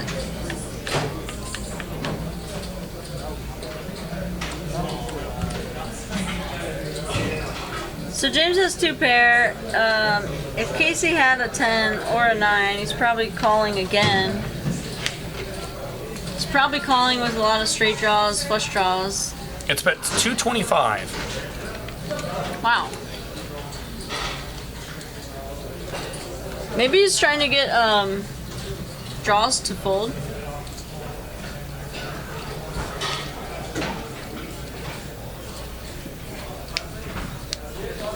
Are you confused? I'm just... Yes. I like checking back here off them too and inducing bluffs from draws on the river. From, you know, busted, from the 7-8, from the busted clubs. And you can bluff catch. It's hard to get better to fold here. I mean, because Casey, I don't think he's ever check calling 5, 6, 7s like that. So I think you're never getting better to fold. You're getting snapped by everything else. I mean, Casey might check fold some 10s. Anything beating him now is snapping. You can probably. If he thinks Casey can check fold like Jack 10. Yeah. And it's got to be. And if he does just have a draw, and he decides to check call, you know, if the draws miss, James has the best hand. He actually gets value out of his 2 pair there. I concur. Interesting. Better write that one down since we haven't written down any others. Yeah, I'm not paying attention. Someone's got to do some work in here.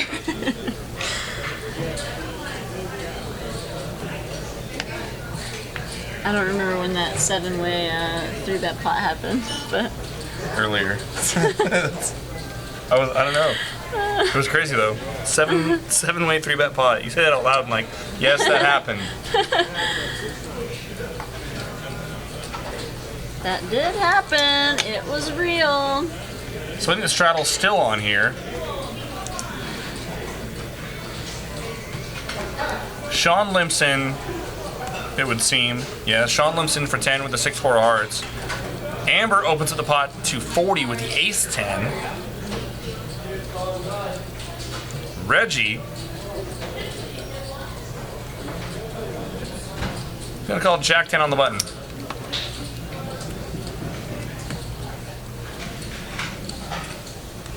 Straddle? $10 straddle? $10 straddle. Mike's going to defend the straddle, the Jack 9 off, and bring Sean in as well. Wow. Four-way, Ace King 6. Amber hits her ace. Reggie's drawing a Broadway. Sean with bottom pair. Mike with bluff equity. Amber bet 75. Reggie's gonna make the call. I think that's definitely I don't know, it's an interesting call. Definitely little ambitious. With position, maybe he thinks the turn checks through a lot and he gets to see a free river. Amber doesn't check turns. Exactly. Wrong. Wrong. She bets 125. She could milk a chicken. Look at her sizing here. I mean, yeah. What? Trying to keep the kings in. King Queen, King Jack might call, Ace 9, Ace 8, Ace 7. I say an Amber. Amber. Bone chick for the win. I'm gonna have to see if she'll have a glass of wine with me after this. I feel like her A and I glass of wine or six? both need to Yeah. loosen up a little. Amber, would you like to have a glass of wine or 6? Couple bottles. Couple bottles. Would you have a couple bottles with me? It's full price Monday, so why not? Yeah, why not? Spewy Griffin, Porque no. welcome to the chat. Spewy Griffin, I like that name. It's funny. I feel like he would. I feel like he would fit in well here, Spewy Griffin.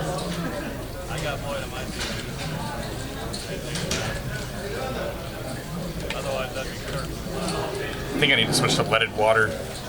Leaded.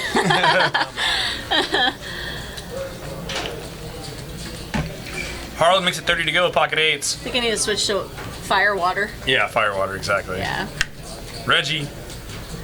He's going to put it in a 3-bet with a couple red kings.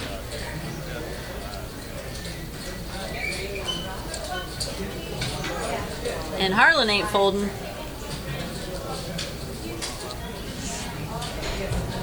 Ace 4-3, that might slow Reggie down a little bit. So this spot, 2 hearts.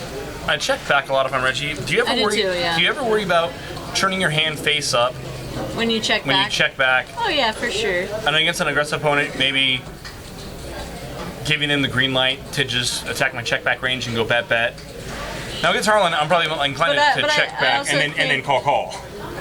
If what? Against Harlan? Against a creative aggressive player. Exactly. Yeah. Yeah, I like to check back for sure against an aggressive player who might, think they can. Yeah, like turn your hand face up and they think they can get you off of it, and then you just call them down. I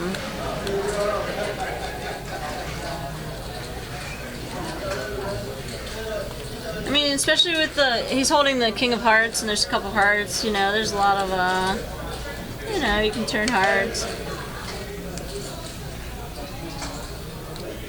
I don't know. I don't really like to bet in that spot. Likewise.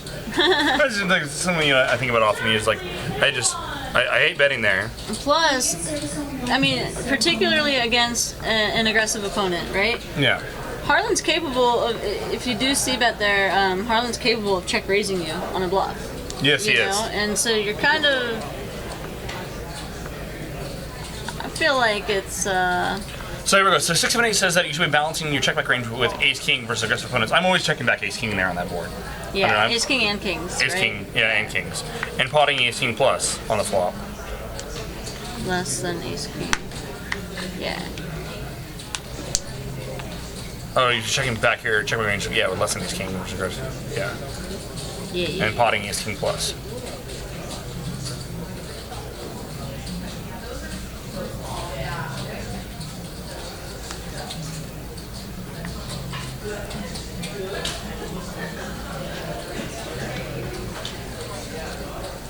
Casey takes the Jack 7 off on the button. It's gonna steal the blinds and Annie's.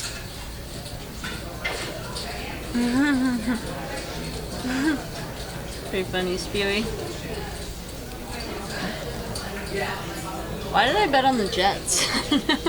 You bet on the Jets? Confused. They were getting 7.5 points. I don't know. I was just clicking buttons. I thought you were joking earlier. I mean, you bet on the Jets. I was just clicking You buttons. hear yourself say that out loud. God. When I said that loud, it didn't make as much here. sense. Yeah. Rick and Barstow, where's my flask? I don't know, man. I forgot it at home, I guess.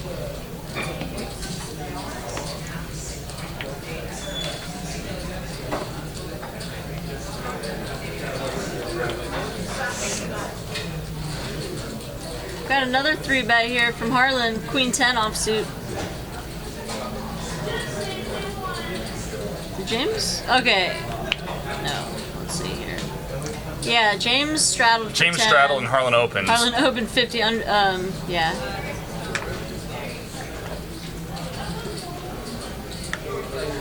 King traditionally giving King Jack as a hand that plays very poorly against someone who's opening under the gun, but it's Harlan. It's Harlan. It's Harlan. I think it's defendable against Harlan, but I mean he's aggressive and good, I think. So Yeah, no, he's not it's just. definitely hard to play not a King dump Jack truck. offsuit out of position against a tough opponent. You know, Yeah. it's I one don't thing hate if the it's fold. just I probably defend, but I don't hate the fold. I mean, it's one thing if it's just like a spew monkey, but Yeah. against a laggy player, So Watt is in the game Wednesday as well, it would seem, and it says that I'm gonna like the shirt that he made for the show. Oh, nice. Kentucky Suitered whiskey, yes. Actually, bourbon. Bourbon. Bourbon. Gotta stay true to Kentucky.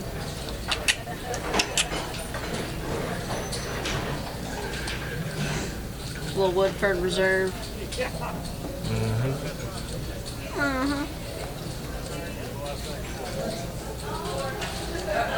Got some playable hands here. Hopefully we just see some crazy barrels or limps. Sean Limps 910 suited on the button. Man, I would be going crazy with that hand on the button. Right? Shoot. That's another unfoldable. Unfold, you can't, ever. Let's just build a huge pocket that I can't miss. Just exactly. You can't miss, so Amber's gonna get as much as you can in there pre-flop. God. Reggie lets it go. Amber makes it 60 And and, then he and then just Sean folds. folds, Blood. like- Puke. Yeah, blah, blah. So much free cheese, and then Yeah, depending on Cobra's mood and my mood on Wednesday, it could get a little, Cobra has promised action. okay. Yeah. That's good information. Did he say anything else? Anything else? Cobra loves the 3-bet cold 3-bet me out of the blinds. It's like, and you too. Because you open like ATC from like around the entire board. Oh, or is the that table. why he does that?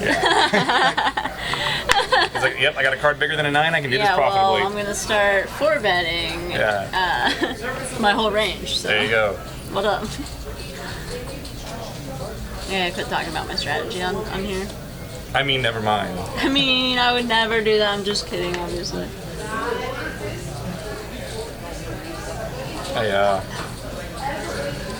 The Harlan Poker Tour.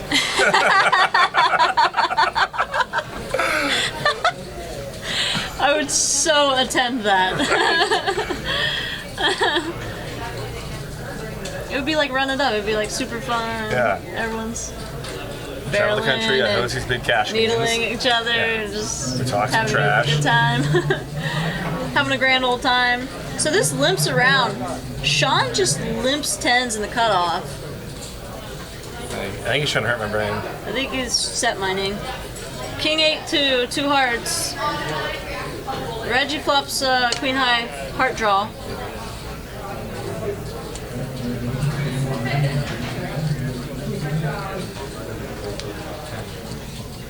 Where'd the flop go? Lost flop. There's too many people in the hand. We can't put a flop out. Graphics overload. So Anthony Sean just folds his tens. not in the hand, allegedly. Allegedly. I You're trying to figure out what he has. And you're Look at like, the hold board, on. like, okay, doesn't show his cards, that's why. Something's missing. Okay, so Reggie checked. This is a family pot. This went 9 ways. Yes. Casey bet small. Got a couple callers. Reggie check raised, I believe. Everyone calls. Sean would have turned a set of tens, but he folded the flop.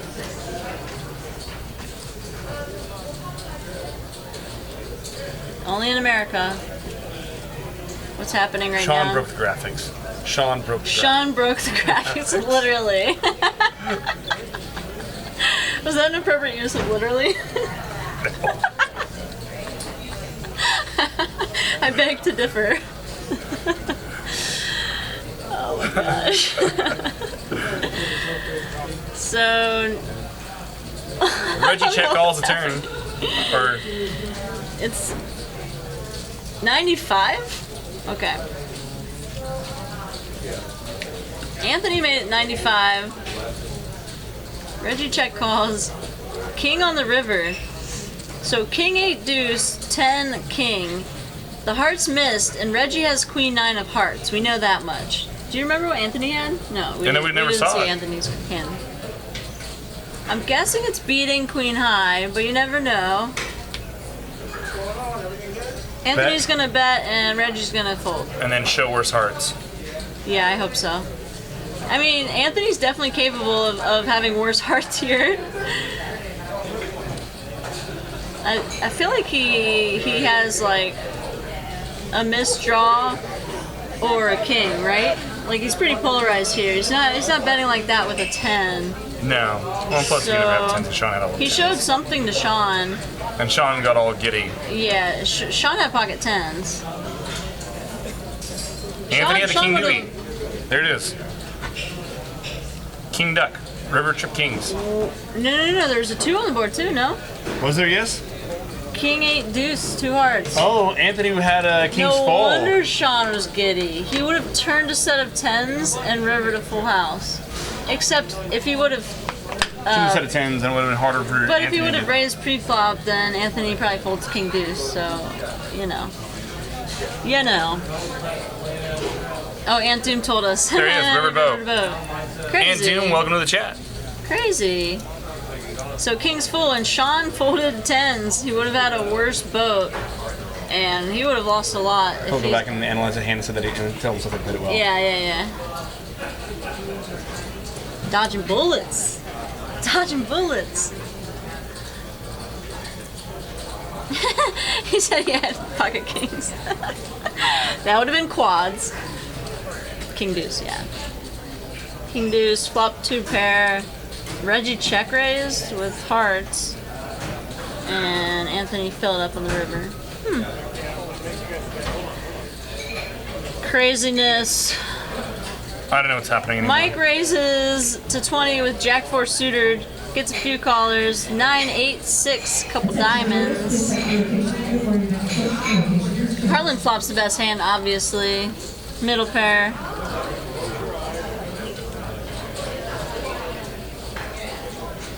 $80 in the pot, and Harlan's gonna make it 50 to go.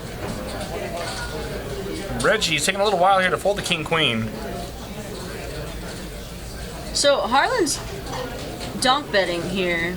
Yes. Leading 50 into 3 players.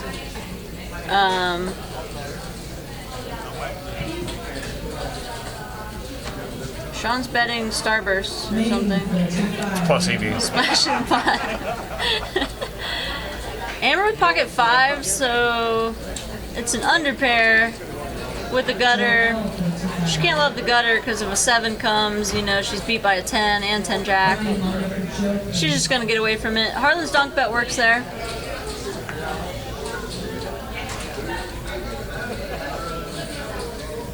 What's a Kentucky thing, Wabray? I missed it.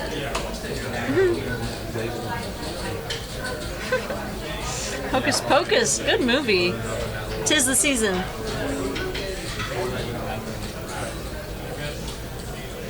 Harlan up to 2,300. Do you remember what he bought in for? It could have been more than 15. I think when he sat down, that's about the biggest stack. So he's got to be up almost a solid. Yeah. But I want to say he was more like $1,000. He's got to be up at least 800. Well, he won that big 3-bet, that 7-way 3-bet pot where he got value at a top, at one of the top tops. I mean, he got value on the flop out of both of them. Yeah. And then, one of them called the 3-bet, or the raise. And then Harlan just gets a real hand. See, this is why he's so dangerous. He makes good hands with his crappy hands, and then he gets good hands, and then your brain explodes. Don't know what to do.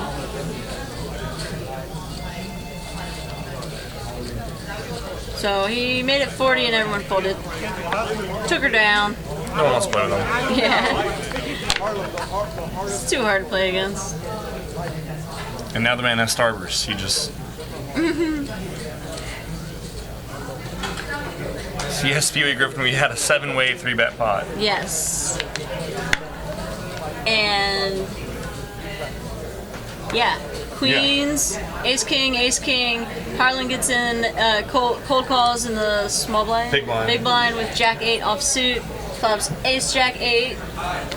He check raises, gets value from one of the ace kings. Easy game. Easy money. Babyface ATL. Poker's not dead here. Poker is not dead in Sacktown. More limp pot poker happening. And ace 5, 6, 2 spades. Sean hits his ace. Casey the pair of fives. No one else with much of anything.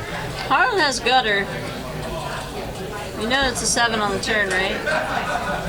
Has to be. 7 of spades even. Why not? What the?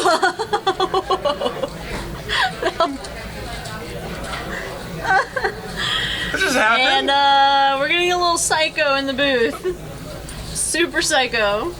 7 of spades on the turn. What the what? So Casey stuck around with this pair of fives. And Harlan binks. turns the world. Harlan binks the straight ball. Is Casey? Oh, okay. It checks around to Harlan and he bets 60. Casey's gonna check raise here. Yes. Wow. Finally. What the hell just Dreams happened? do come true. Dreams do come true. And Harlan jams it. Now, Casey's cards didn't read properly earlier. So, okay, no, he lets it go. I did have that. Casey probably had the king fiver. Yeah. Probably the 7 of spades. Like, that just happened. It's like I know, all I said was the 7. You said the 7 of spades. Like, you had to one-up me on my call. You had to get it exactly right, huh? I guess. Sickness. Jesus. Sickness. Oh my god. You call it Harlan's like burying the 3 earlier on the river. I mean, just. Oh, right? Yeah. I was like mid-sentence on that one. Yeah, you were. He's like trying to bank a 3. Oh. What the? And now Harlan has aces. Wow. Is this real? There's a rose in Spanish Harlan. It's all that pure living he does, really. Sure of it.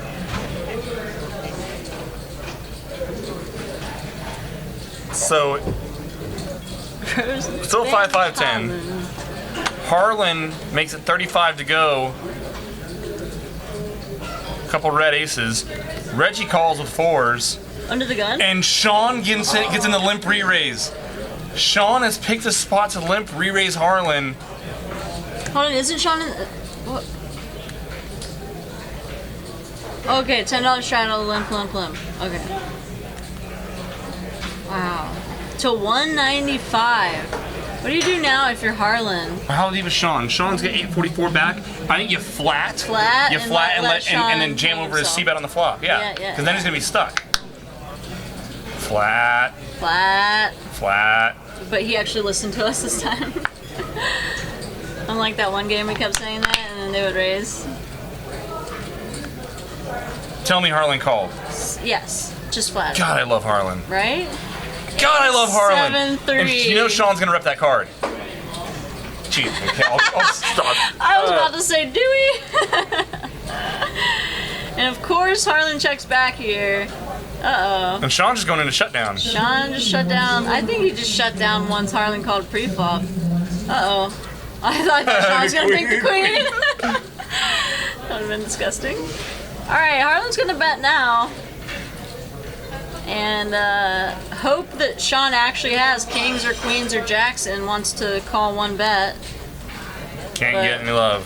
Yeah, once Harlan calls Sean's 3-bet, I think he's just shutting it down on the ace high board. I love the way Harlan plays the hand with those stack Oh, sizes. yeah. I mean, you flat because you're supposed to hang on because you should be heads up, should be c-betting like everything. Yeah, and I mean on a different board without an ace, Sean might, lead Be out more there. inclined to, yeah. And if it's a king high or jack high board, he's definitely getting some value at least. Yeah.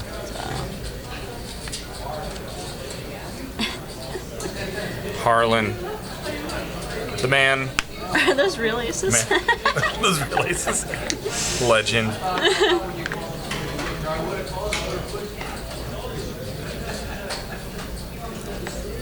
Yeah, there are rumors of Harlan getting in the booth with us maybe at some point tonight, but I guess he found a game instead. Found a game and decided to He destroy found it. a more profitable activity. Who can blame him?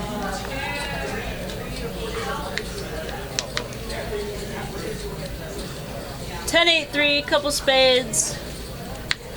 Amber flops top pair. Sean has 2 overs and a gut shot. And you see he actually has a little bit more equity than Amber in the hand. Robert Lyons for the 1-3. Amber bets 20. Harlan called. We don't know what Harlan's hand. He could have pretty much anything.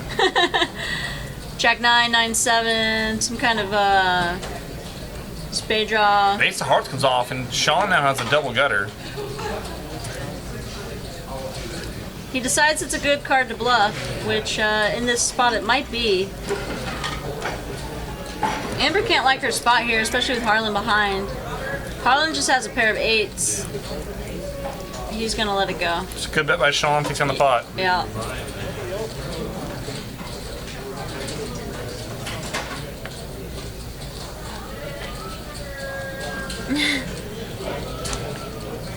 If Harlan gets in the booth with us, he'll somehow one-out us for all the money. Somehow he'll do it, yeah. Somehow. Agreed.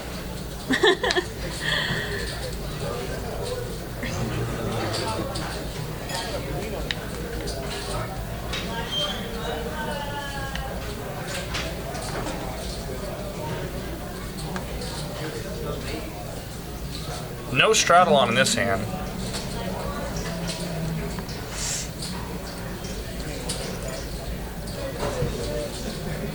And Harlan limps 5. Bad form. Bad form. Wow, that's rare. Mike's gonna open up the pot on the button, make 20 to go, 9-6 of clubs. Suited. Suited. And Harlan doesn't limp with the intention of folding. And because he's Harlan, he flops the best of it. Easy life. 10-5-3 rainbow.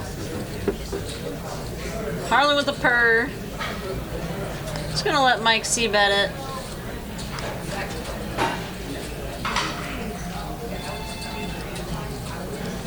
Probably just call, huh? Oh yeah, easy call. Oh, Easy call, just- easy just turn. Turn You trips. Obvi. just crush life. Obvi. And just check and let your opponent keep bluffing. Poor Mike. This is exactly how all the stream games go for him. Yes. He tries to pick these spots that seem pretty good, and he just can never continue, you know? He always has 9 high, and his opponents always have like trips or better. Yeah. So what are you gonna do? So Harlan puts in the check raise there. He's hoping that Mike should have at Like least a a 10, if not Jacks plus. Overpair, maybe, yeah. I don't think I'm real JFK Stones. No. Maybe not.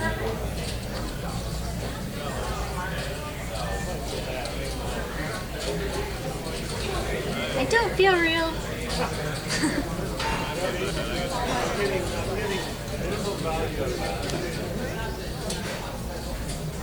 Yeah, Harlan running pretty decent.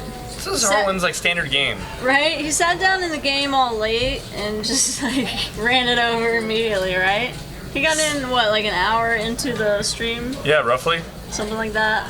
Just started crushing souls. Started crushing immediately. Seeing flops and raking pots. He's the best. Right? So Reggie's gonna limp in the 8s here. Harlan straddles for 10. Reggie's gonna limp 8s. Casey's gonna limp the ace-9 suited. Lump, lump, lump, lump, flop, bet, fold. Now does Harlan exercise his option here with the king-queen? Look at all that free cheese. I think when you're Harlan, you know people like to trap you, so you just check. And you flop the world here with And top then you pair and a flop the queen-eye world flush and they draw. never see it coming, you know? Like, he's just playing perfectly right now. He always plays good, but he's just playing perfect. Game Harlan optimal. Sean binks the turn and hits a straight. What? Did it check around? It checked through. Wow, I'm surprised Harlan didn't lead there. Wow. So, Sean binks the gutter. There's still 3 diamonds out there. James hit the small end. James leads for 35. Harlan makes it 125 to go top pair and a diamond draw. And now Sean, with the big end of the straight, with the board where he has 3 diamonds, and he's facing a bet and a raise in front of him. You can't fold yet, can you? No. Wrong end of the straight for James. Wrong end of the world for Harlan, although he's not dead yet. He does have diamonds. Wow. And it looks like James is gonna come along, hope for a safe card. That is Like that. not a safe card. A safe card like a diamond. And Harlan now is... See Harlan with the check mark there. He has the second nut. Well, Now if you're Harlan here, do you ever worry Essentially. that Sean could just have like the cold the ace of hearts? ace of diamonds. Or ace of diamonds, yeah. I mean, yes, but there's one way to find out, right? Yeah. So Sean's not gonna call with his 8 high flush. He bets 175. James wants to call, but he's curious, but not curious enough to call, I don't think. Or not. He's definitely curious. But like, what are you beating? He's losing to a 7. He can't call. And I think the sizing is so small for Harlan to be bluffing. And I don't think Harlan's Harlan bluffing in raised multiple... the flop too. Raise the turn. A turn, I meant. Yeah. Yeah. And yes, confirmed. Harlan is a hologram. Harlan shows the queen of That's diamonds. interesting. Wow, that was kind of crazy. Kind of crazy. I am Harlan, and I crush. Wow. Raises the 3rd best hand on the turn. And just smacks that river. Bank. Bank. Smacks it. Flat collar, I do play tournaments sometimes. I'm trying to stay away from them right now and, you know, focus on Making money. making actual money in cash games, but it's hard. I like to take shots, you know, here and there in tournaments. Go for the bink factor. You gotta love the Bing factor. Gotta.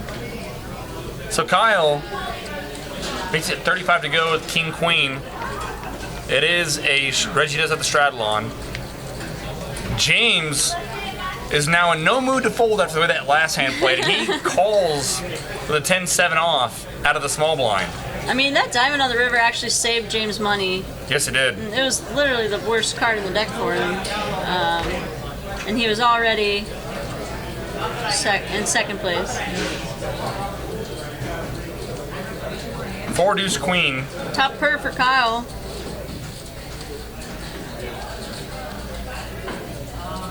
So Kyle made it 35, right?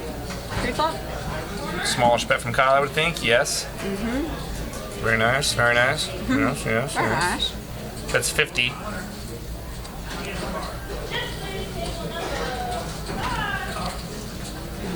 Speedway Griffin, yes, I plan to play Tahoe. Yeah, I'll be there for part of it. Which part to be determined?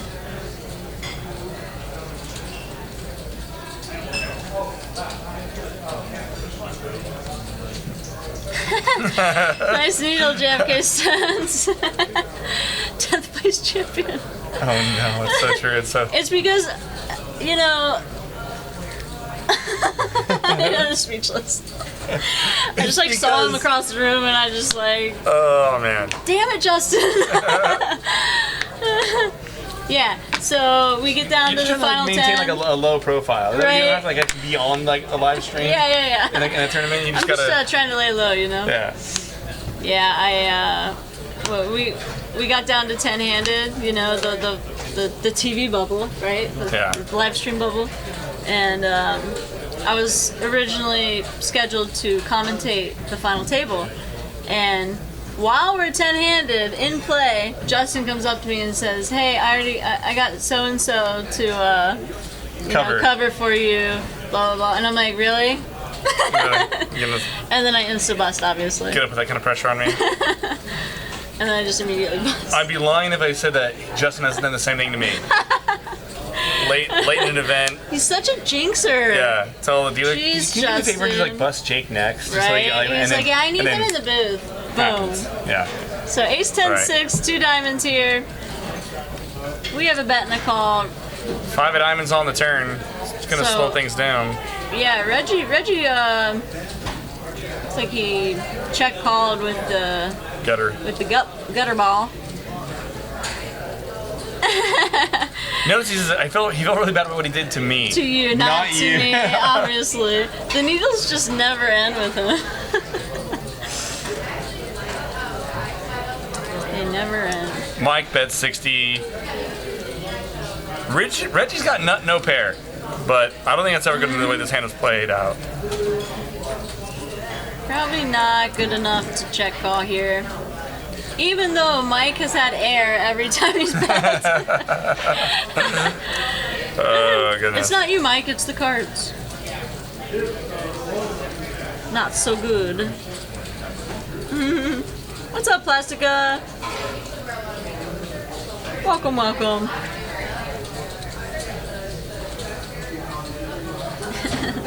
It's pretty funny. Stone. Justin says he didn't do anything to you. You did it all to yourself. As in case of me, it wasn't me. It was him when I like spewed off every time. God, Justin, you acted like I was playing. I had willpower. I was like playing my own hand. Like what? I had pocket eights. J Mac had ace queen. What am I gonna do? Not let him get there. I tried. Kick him in the shin and whisper to him, "I have aces." I forgot to use the force. Yeah. Anthony makes it 30 to go, ace 10 off. Amber's gonna put in the call, king queen off.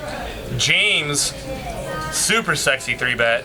Okay, pass 135. Wow. 9-10er. It's called in both spots. Wow. This game finally starting to open up, No, you it's know? called one spot. Amber called, called. Wow. Queen 7-4 and Amber flops queens. And James has barrels. He's gonna barrel it hard. Wow. Like even more than 225. Stack was wonky. Or not. 2 1/4 from James. Wow. Call. Call. Oh, caw. Call. Caw, caw.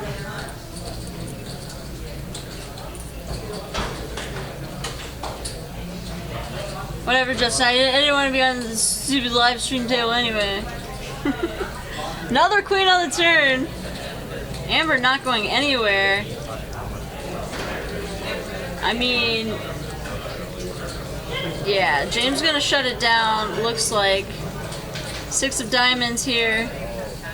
Amber gonna go for some value, hoping that James actually has the overpair he's representing.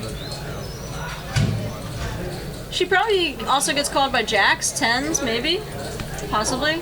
The only problem is that the only the diamond draw got there. The diamond draw got there.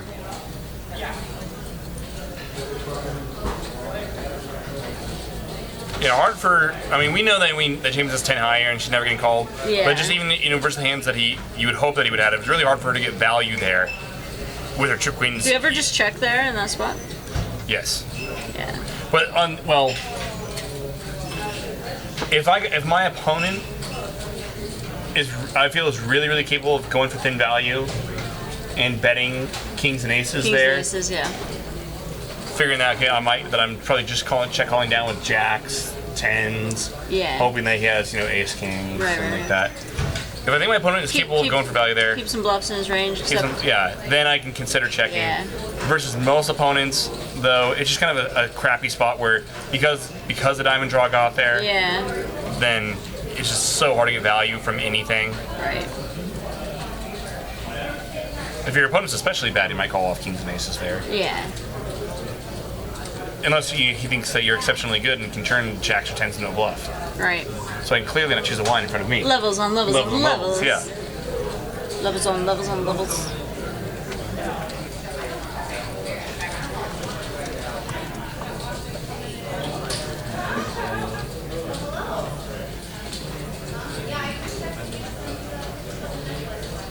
Brian S. to the 5,000 limit.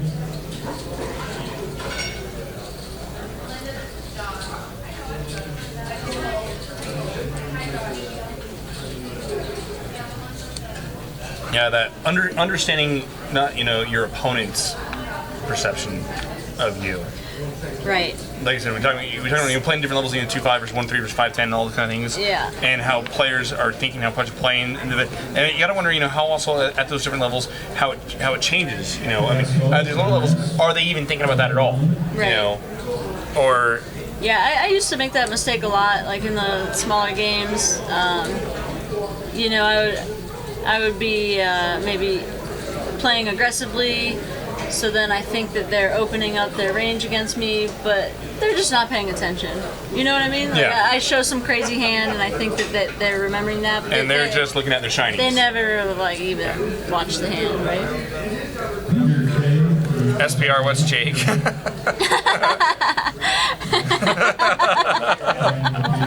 Oh my god, the chat is the best.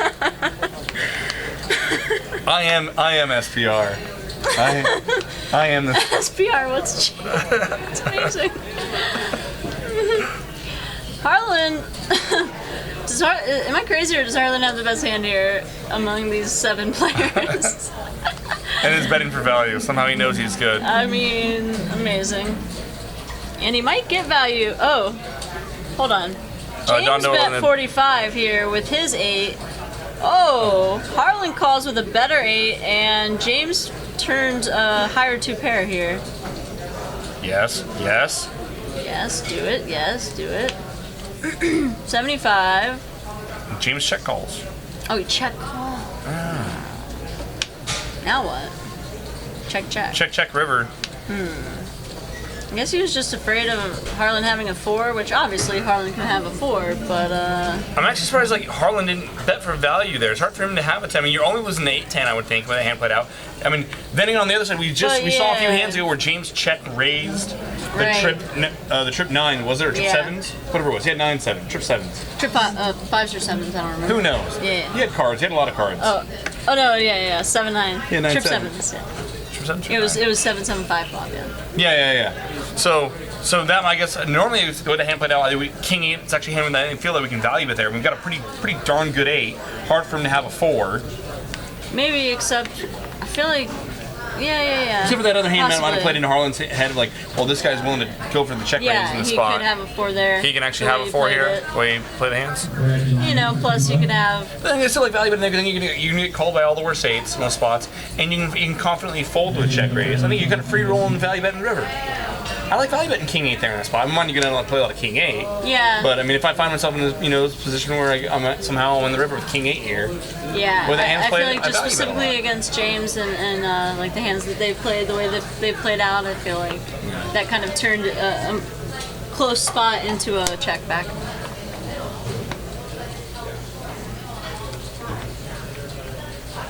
Anthony makes it 55 to go with the Ace King. Gets called in a couple spots, and King Jack 10, triple backdoor flush draw. Casey's open-ended on the button. How did Casey end up with his hand? I don't know, but he's open-ended So now. Casey, I think, opened the button and then got 3-bet from Anthony and decided to just get stubborn about it. I love it. And you know, you kind of called this before the stream. Like Casey, he mixes it up for sure. I feel like he's usually on the tighter side, but then he kind of does some weird stuff that you're not expecting. It takes a queen 6 and says, "I'm not done yet." Wow. And he just calls off with open-ended and bricks, chips. Am I allowed to say that?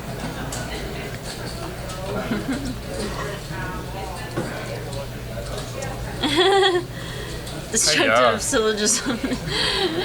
He's calling for a 10K mercy roll. If Harlan gets to 10K, they shut the game down for the sake of Harlan's victims. I think that's fair.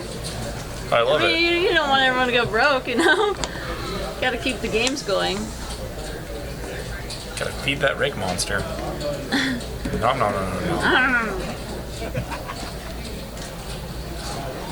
Some say mixing it up. Others say, well, yes and no. And yes. Yeah. And no. Not always the same thing. Not always the same thing. There's some overlap. It's like a Venn diagram, you know? Yeah. Like,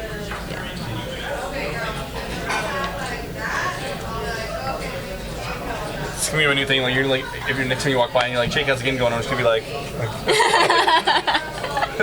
where are you in Where are these you? circles?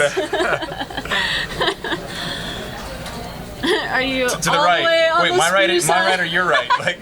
Are you in the spew circle only, or in the overlap? Yeah.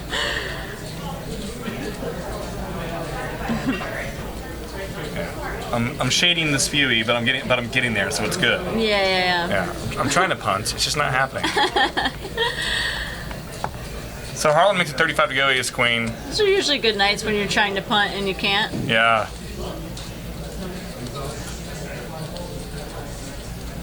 A bunch of hearts. No one has a single heart. Harlan has a red ace though. He might Close pretend enough. it's a heart. Bet, then look back. Because why not? Do you ever just pretend that you have a certain hand?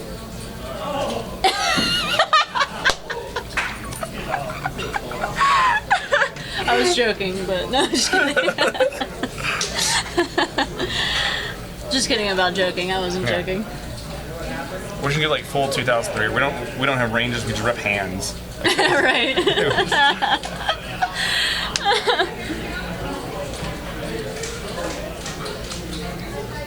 Like, how do I not have King 9 of Hearts right here? Wapright, I like how you clarified and explained your joke in the chat. What joke was it? Always, that's how you know it's funny when you go back and explain it. Yep. I do pretend I have Jack 10 every hand. Can you get Jack 10 never misses? You're always Well, ripping and Jack also 10. if you have Jack 10 every hand, you can play every hand. Right? Am I right? So Casey reloads. Goes right back to work. Kyle opens up to 35 with a 5-7 of clubs. Casey calls the better clubs right behind him. Amber, Queen 7 suited. See what she's gonna do. Sluter. Kick it. And James takes a 9-6 offer and will defend the straddle. All right. King Jack 10, 2 I hearts. feel like James is slightly agitated.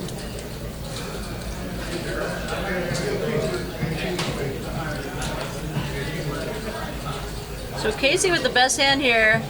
Middle pair open-ended. I don't see him going anywhere. Looks like he reloaded for what, 5? Somewhere in that window, yeah, it looks like 5 or 5. 6?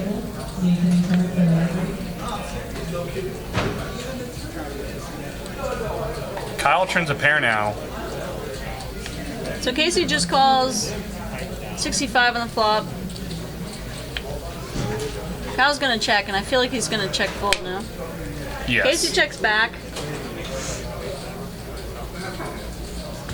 3 of spades on the river here. Just goes check, check, and Casey's gonna take it down.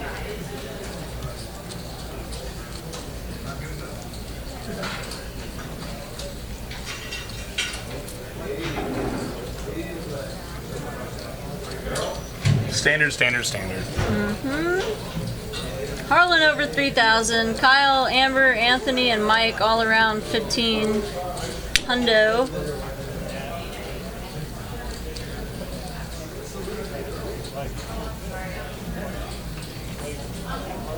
Fairly deep 5-5 game.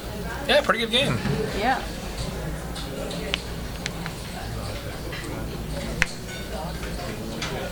There's been a couple live spots in this game that are just really trying to turn your head.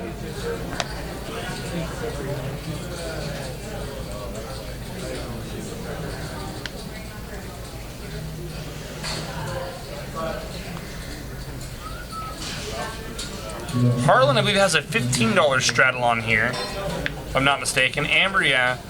She completes a small blind, Queen 7. A little ambitious. And she flops 2 pair. Science. But you know, she folded it when she was in the big blind because she wasn't going to flop 2 pairs. So Yeah. makes sense. She leads out here 25. Harlan's got a pair of 9s. Makes a call. Some backdoor straight action. And Harlan turns the worst 2 pairs. Here we go. Ruh-roh.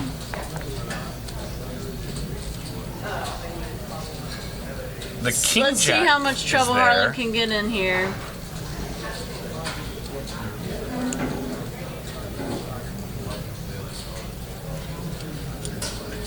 Do you ever raise in this spot? If I'm Harlan? Yeah. Yeah.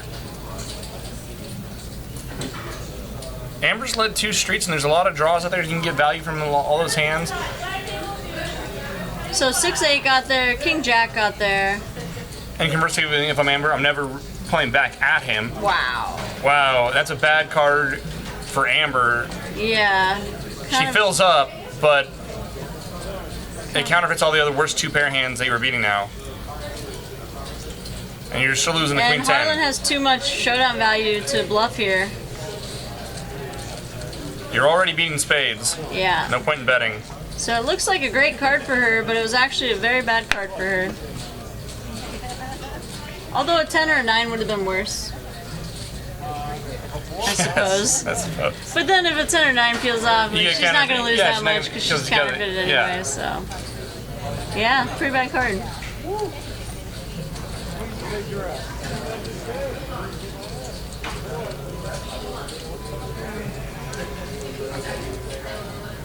I mean, if she leads out there, I don't even know if he calls. Yeah. Yeah, I mean, I don't mind that check at all. Just unfortunately for her, Harlan had an actual hand. Not unlike this hand where Harlan picks up queens. Wow. There's a $10 straddle. Did I see Kyle limp in fives? No, thank you. Thank God. Kyle makes it 35 to go. Kyle doesn't open limp. Why would you hate that so much? Because... Are you... Never mind. I mean... Just make it don't. Don't want to cap my range on the first street. Maybe. So Kyle makes it 35 to go with fives. Harlan in the big blind. We would expect him to 3-bet, and it's going to be interesting to see what Reggie does, waking up in the straddle with tens. Usually, you know, psyched to pick up tens in your straddle, but facing an under the gun open. And a 3-bet out of the blind. 3-bet from the big blinds. Wow, it's a 3-bet to 155, and Reggie's going to cold call. Now what do you do if you're Kyle? Call and set mine? 1500, you got almost everything you need implied odds wise. You really think Harlan has a real hand here. I mean, he also has position. I mean, and he's got Reggie in the hand really as well. Really good spot to set mine here. Queen 10-5, Queen 10-5. Queen 10-5, please. Ace just kills it too. If it checks to Kyle, Kyle can take this away.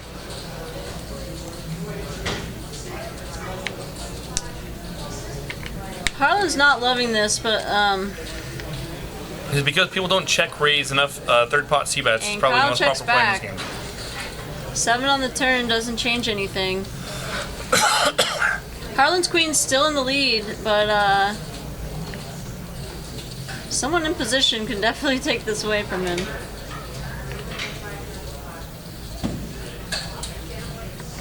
I mean, Reggie and Kyle are both pretty tight players. I mean, like, tight aggressive, right? Would you say? I mean, you have to give them credit for real hands in this spot. And I concur. So he just doesn't want to bet it. I'm surprised Kyle didn't maybe take a stab there. Kyle now gets fully counterfeited. Kyle's playing the board. And I just don't think he ever has enough 9s or 7s here to do anything. This is kind of crazy. Oh, it's just going to check around, and Harlan's just going to take it. Wow, everyone's worried about everybody. Crazy. I mean, I understand Reggie's check back, obviously. Yeah. You know, he has showdown value. If Harlan has a better hand, he's probably calling. Hard for Kyle to bet the river. I think Kyle could have bet the turn, but not the river. Man. If there's any street, I'm going to try to take it away from Kyle. It might be the flop. I mean, yeah, the flop's possible. I think he's probably still afraid of getting, like, maybe check raise or check. I mean, well, Harlan 6-7 could put on be the check calling. He could check back an ace though on the flop and then bet the turn when it checks around again. Yeah, if you have ace, king, ace, queen there, you're probably still calling against his Harlan 3-bet, even though he 3-bet of the blind. Yeah. Checking back the flop and then getting some money in on the turn. Yeah.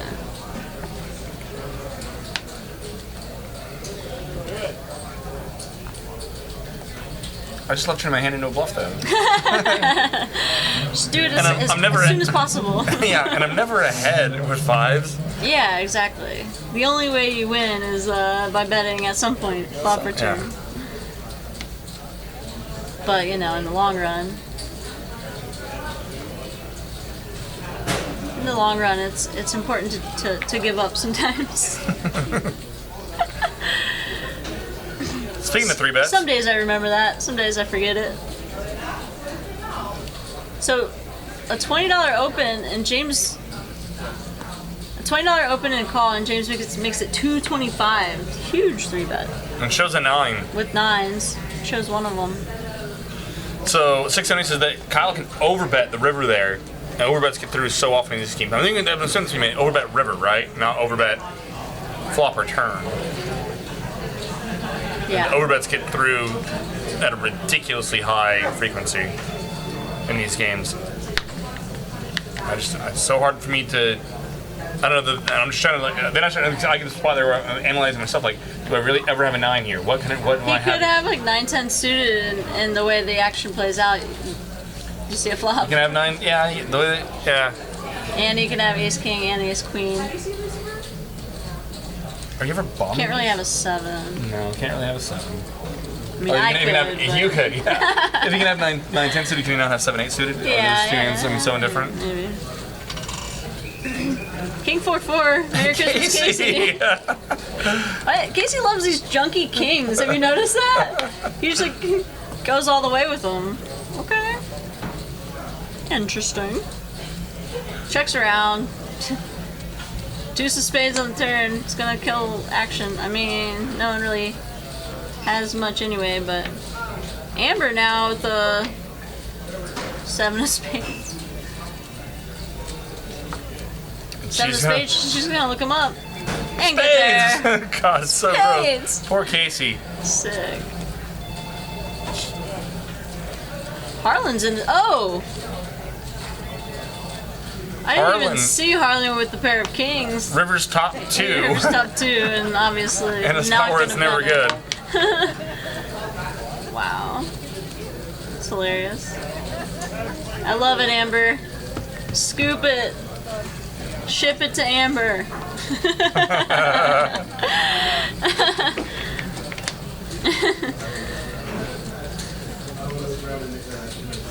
Sean LV, Junkie Kings, good band name. That's good, I like that.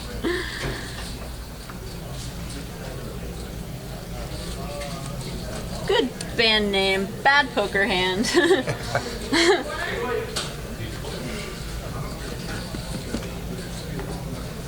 Haven't seen much from Mike in a while. Yeah. I'm telling you, it was a very similar situation last time he was on the stream. Like he tried to mix it up, tried to play these crappy hands that he's getting here and there, try to make some moves. Always runs into big hands when he does. Like nothing playable. It's just not real. Meanwhile, Harlan Meanwhile, still smashing the deck. Jeez. Makes it 35 to go with pocket Getting eights. smacked with the deck. Reggie's gonna make the call. That's just Casey in the big one. And he just flops middle set. Obviously. Reggie with a gut shot. That he binks on the turn. First of all, how does that check around? Second of all, how do you just bink a gut shot? And now it checks again. And is Harlan gonna check raise? No, check calls. Oh, sick. It's like he knows it. It was so sick. How does he do it? Puts out a little bet. I mean, he's really only getting beat by Jack 9, right? Yeah, it's hard to have unless he has ace jack of clubs. I mean, that's so still unlikely that he didn't bet the flop and all that. And now he just he puts in the rest of it. Yeah. And Harlan, you have to call. You have to call because you're only beat by that hand. And it's so unlikely. So crazy. Harlan shows a lot of eights. A lot of eights. And Harlan's like, why didn't I bet the flop? I mean, honestly, I think, depending on his sizing on the flop, I feel like Reggie probably looks him up. We've seen Reggie draw a lot of gut shots already. I mean, it seems like he's somewhat and then affectionate. that spot especially, because he has the button, he's in position. It's Harlan. And it's Harlan. Mind you, you catch ourselves, we keep saying that. It's Harlan, so It's Harlan. He always says nuts, though. He always says, like, netted, right? I mean, it depends on the night, I guess. Like, tonight, don't mess with Harlan. At one point, do we tell ourselves, no, this guy's just on positive life variance. He's just, I don't believe in luck or this and the other guy, but this guy's always... Exactly. And, that's a good thing to bring up. People talk about superstitions or feeling like you're running whatever. But it's like, every now and then, you really just need to stay away from a person at the table because they're hitting everything. Yeah. It's like, all right, just quit trying to beat that person because they can't lose tonight, Only with you, Wapride. Only with you.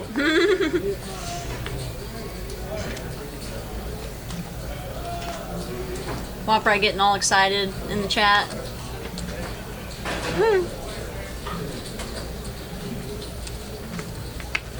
I'm not biting on that one, Dondo.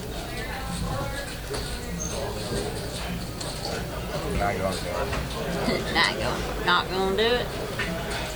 James opens up the pot to 15 with the 8-4 of diamonds. Gets called by Harlan with better diamonds. Reggie, Queen 9 offer. Kyle with 5s. Again. Wow. And Casey 3 bets to 130 with King Queen offsuit in the small blind. And Mike cold calls. Gonna get in there. And by the time it gets back around, Mike's like, hold on, I have a pair. I have like a playable hand. I'm not folding. And James calls as well with the 8-4. Wow. Now he opened a 15 with 8-4 suited and calls 130. Man, James, we see like a lot of gears out of James. Right. A lot of gears. Jack 10 deuce, couple spades. Casey's gonna stick it. open jam. Yeah, open-ended, 2 overcards. And it's gonna get through. Free money. Free money, woo! Hey, he made like 280 that hand, 290, something like that. Sickness.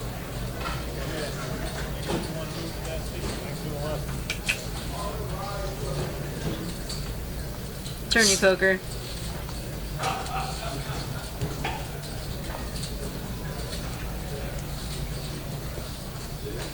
So the chat seems to be biased toward Crown. I'm with you. Yeah. I'm more of a bourbon guy myself. I think, Yeah. you know. I only drink Crown if I'm in a pinch. Yeah. Yeah, that's all the stewardess has. Exactly. Like a real pinch.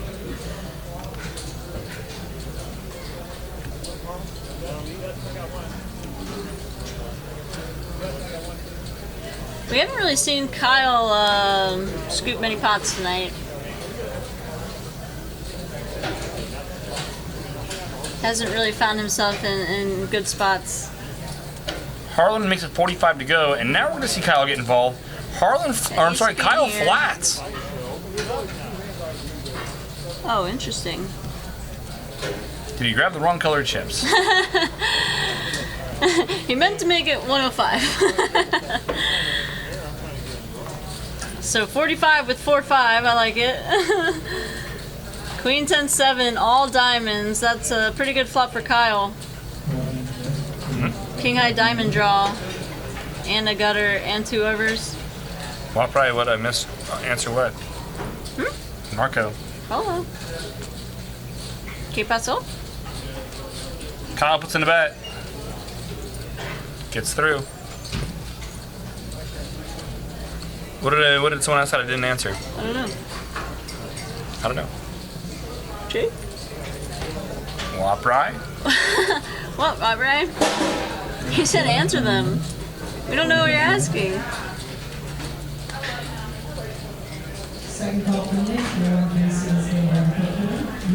I don't like the flavored whiskeys. I like whiskey. Yeah, I don't understand. Nash Equilibrium? What are we talking about?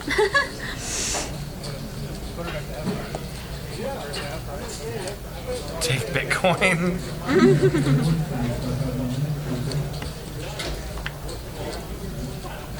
The chat's trying to buy you drinks, I think? Is that what's happening? That would be cool. Can we set that up? Can we make this a thing? So, Brilliant idea. Sean with a couple queens here. Casey raises. just gonna call. Okay, so James straddled, picked up 8s. Casey opened a 30 with ace-8 suited. Sean's just calling in the small blind. Amber comes along with king 5 suited. Wow. And James gets to see a flop with the 8s. Amber outflops them all with a crappy king. Top per 5 kicker. Checks through. Good card for Amber. Very good card. Once it checks through, she's I'm hoping for no spade, no ace. Sean leads for 30. So a little blocker bet here from Sean. And Amber just calls. Looks like James thinking about making a move here. Or just calling. Casey gets out of the way. Deuce of spades. Could be interesting. Could be a spot where James could try to get someone to fold a king or a jack. Obviously, no one could have queens, so yeah, it's the king or jack. I like this bet by James. It's a really good river card to bluff.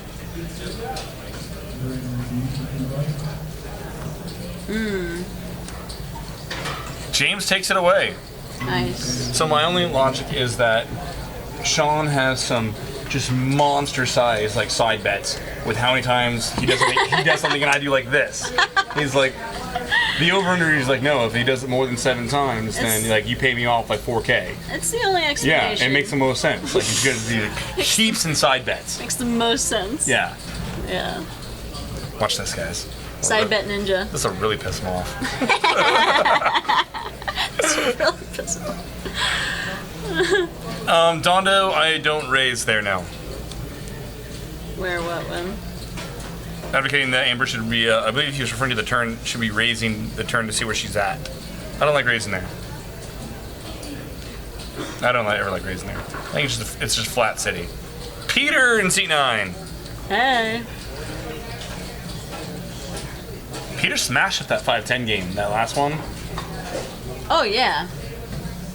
Crushed it.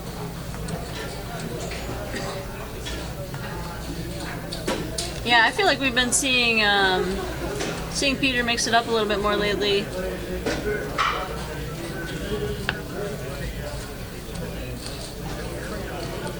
Speaking of mixing it up, Peter makes it 40 to go with the king 9 off. Told ya. Just kidding. He's live. Mike called with 8-6 offsuit and flops a gut shot. Can't fold now.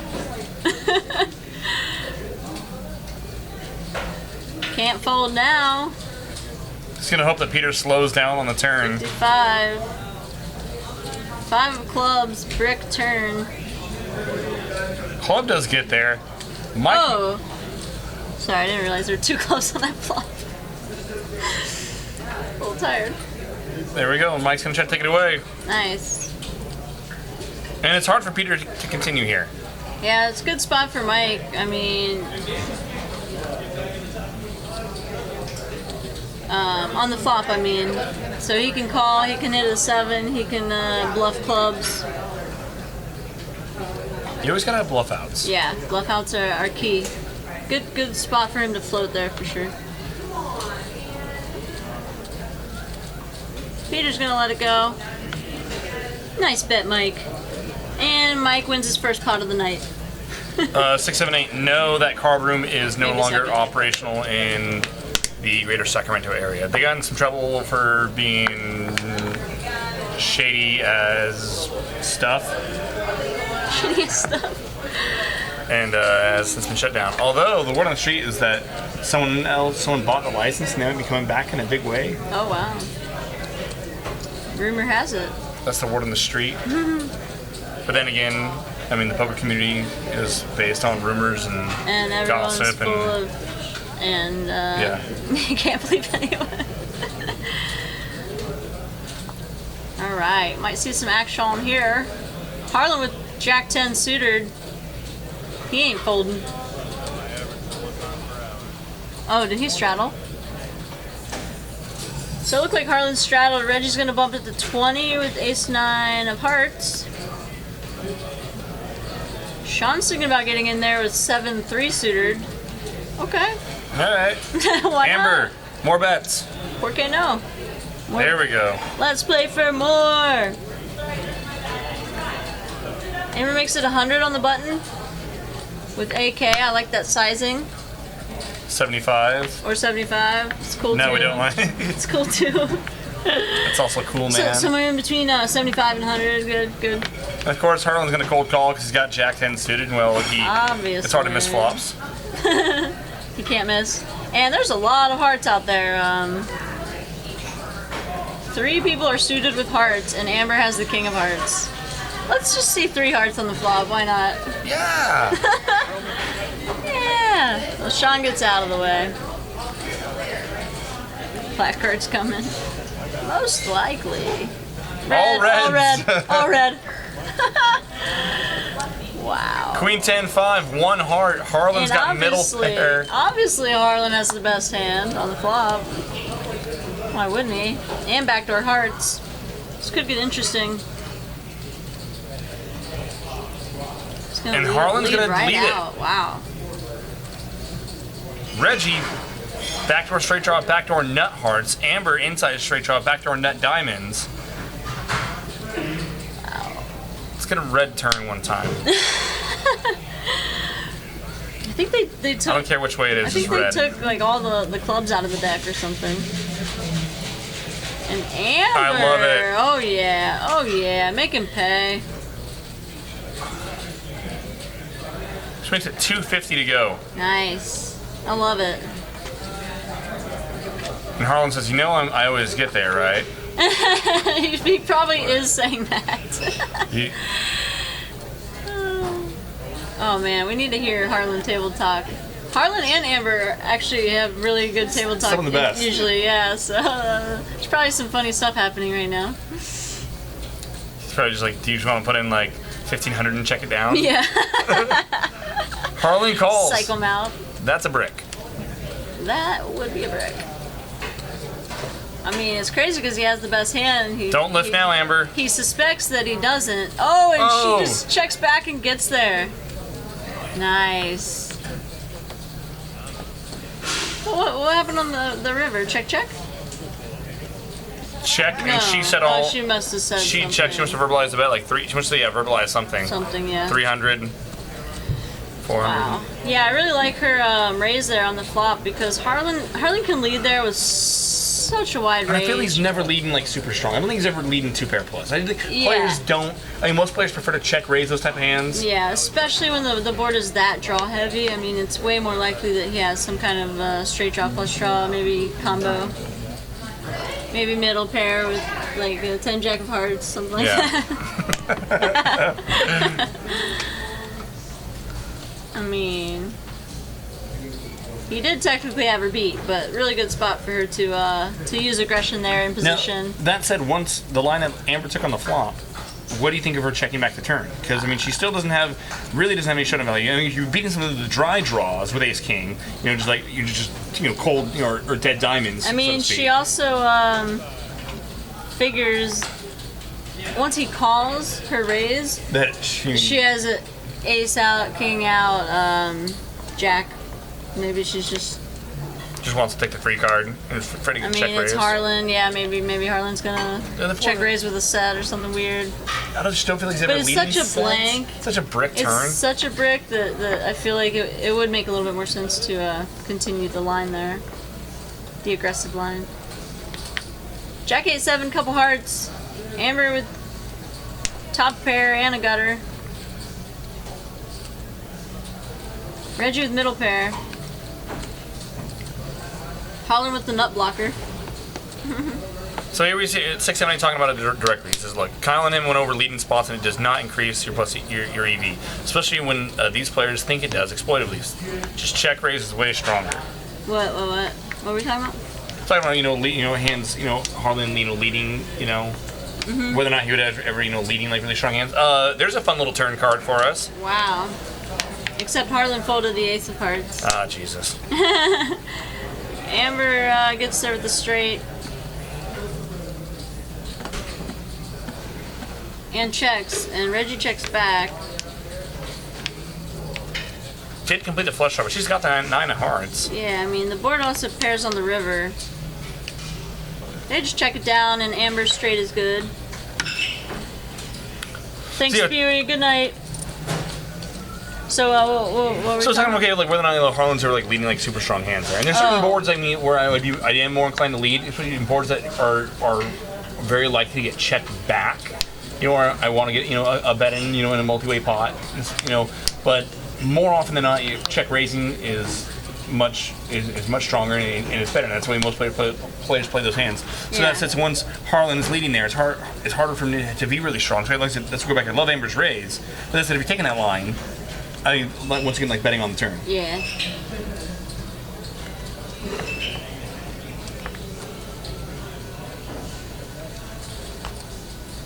Yeah, Spewy's a lot of fun. Spewy Griffin. All right, we got some hands. Got some real hands here. Peter opens to 20 with King Jack suited. Mike's gonna call with 6-7 because why not? Oh, Casey has 9s. And Reggie wakes up. Harlan has ace jack, and Reggie wakes up with queens in the small blind. He's just gonna stick it. What?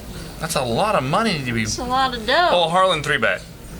Oh, okay. Okay, there it is. Harlan 3-bet ace jack. Oh, okay. I was like 20, 22, 20, 20, 700. It's like. So Harlan made it 160 on the button with ace jack. Reggie wakes up with the queens. Wakes up with the ladies. So he shoves 750.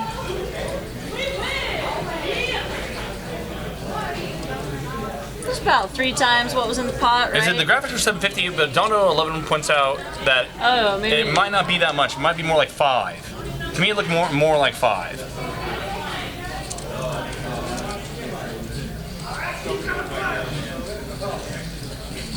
Now, we know we're never getting king's races to fold.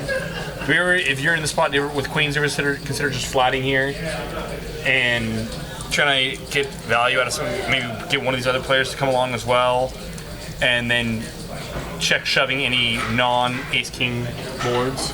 You ever consider that? Yeah, I would consider it. Yeah. I sometimes think about stuff. Yeah, I consider a lot of things. I feel like his stack size was close. Well, then that's the problem. Is I mean, like if he was a lot deeper, then yes, lean towards flatting. If he's a little bit more shallow, definitely a shove. You know what I mean? I think somewhere in between. Part of me thinks that I'm giving maybe jacks and 10s, and even ace king, ace queen there a chance to get away. By 4-bet. I'm just thinking those hands are more likely to fold to 4-bets than they would. Let's say if someone's got jacks or 10s, the board comes out like 8 high, 9 high. Yeah. I think you're more likely to get calls there from those hands than they are to call off a 4-bet free. Right. Yeah. Speaking of crushing flops and dragon pots, Harlan McHarlan. Get How in you doing, here. brother man? Get in here. Tell us how you do it. Give us all your secrets. Can I have a tic-tac? Well, Of course. as you can tell, I have a very unorthodox style of playing in this type of Hold game. on. The fans can't hear you yet. Come on in, brother man. What's up, guys? Taking a break. Stream's over. You won all the money. I won. Yeah, I gave some of it back. It's not. I flopped a set and that guy turned the Check straight. through and he straightened up. Yeah, that was a good play by yeah. him. He just flatting me on the turn. Now, he got me good. Now, talk us through your check on the when you flopped the set of 8s on the queen 8, whatever. 2 That's the clubs. hand I'm talking about. Yeah. Yeah. Well, I mean, this hand's a little too strong to bet somebody off. It looked pretty dry. I saw the straight get there, but I'm like, odds of him having that are. Yeah, he has to have like Yeah, exactly exact Jack hand. 9. Jack 9. Yeah, Jack yes, 9, it has to yeah. have the exact hand. Yeah. The king comes. I don't really put him on ace jack, so. Yeah. Kind of just a cooler once Yeah, it really once was. that card peels on the turn. Yeah, he's Because he played that very well. I got to give him credit. yeah, I think so too. Yeah. And Sean, when I had the aces and he 3-bet me and I just flattered him, I just. Love the way you play Oh that. yeah. Yeah, I just. Unfortunately, Sean just has And he just Yeah. went into Jack shutdown. offsuit, and it's like a bad time to flop the Top set. of 8 aces. Yeah, I'm like, oh, what do I do now? Because I was Honestly, I thought he had a pair. I thought he had kings or queens. Well, yeah, yeah. And with his Exactly. Texas, he'd probably be He betting should. everything, and then you can jam every flop and just get all the money, right? Right. Yeah. Because Sean, you know. Yeah, it's supposed to be like a jack high flop or Right. deuce high flop. Two side flop. What are you guys drinking in here? Right? Moonshine. I never played with that guy to my left, or this, Oh, Reggie? or her. No. Or Amber, yeah. Oh. Amber, I don't see her in here much. See her in other card the rooms around and, town, I usually see her in the bigger tournament series, Barrel and Wine and just Crushing Souls. So we got a question in the chat here, Harlan. So, what's your favorite live read? And what's been like the physical body language, like live read stuff that you look for playing poker? So that's what I rely on as my live reads. I don't really do too much on the math side. I just kind of read my opponents. But when I Sick. read somebody, I can't give you like a specific tell, like when he does this or when he bets fast. Just kind of overall body language. Hey, is he strong? Is he It's weak? something Is he that I confident? feel. You know, I really sense what kind of hands these people have. Like I'm pretty good at reading hands too. Mm-hmm. Like I'll tell them exactly what they have and watch them turn white.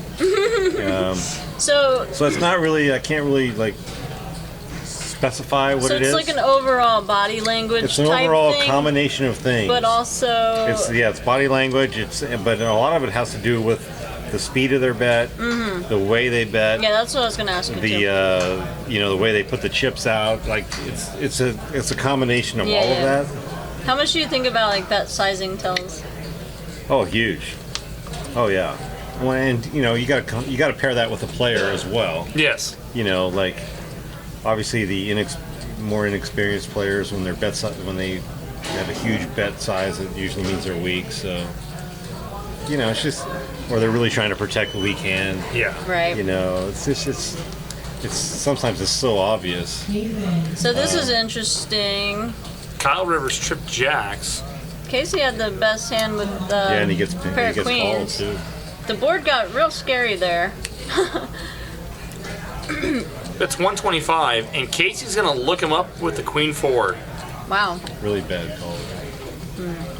Guess you could put him on a straight draw. Yeah. I just kind of feel like everything got there. I feel like Casey called only with like a queen 10 kind of a hand, but Yeah. I guess it doesn't really matter.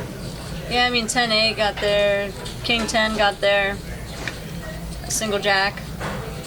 Plus he's facing two opponents, and he's betting after two people checked instead of just one. So you kind of already I feel like alluded you to get this one away earlier about you said inexperienced players. Do you feel it's easier to read younger, older players at the table, I feel or is it like- more not so much about age, or more just experience, inexperienced versus experienced? Yeah, players? inexperienced, and usually the younger players have less experience. And you can kind of see their wheels turning and think like, when I make a move on them and I'll show them a bluff, then they're like really grinding to try to get me back somehow. And that's how I And we like. know that's like Harlan's favorite thing to do is get Yeah. under people's skin, and when you do it. Yeah, I know when I do it. I know how to do it, and it just makes him play at me, and I love it. Yeah, and then you just Like this guy use to it my to your right now. I advantage. got him like he's. Oh yeah, he's I felt that too. James was getting Oh yeah, a little, he's getting frustrated. so A little frustrated. frustrated. So speaking of James, he's got the Jack 10 suited here. He's gonna call the straddle. Harlan, you put in the raise to 55 with a Jack 9. Harlan, that's you. Oh my gosh, so crazy. Wow, Casey calls with a 4 deuce out of the big blind. what a bad raise that Harlan, was. you're dominated. Yeah, but look what happens. Just kidding. Ace Jack 8. Wow. Both James You got position though. and you flop jacks. Check back. Check. Nice check back. Yeah, now Love I it. pick up the flush And now draw. pick up the flush Oh, draw. wow, sickness.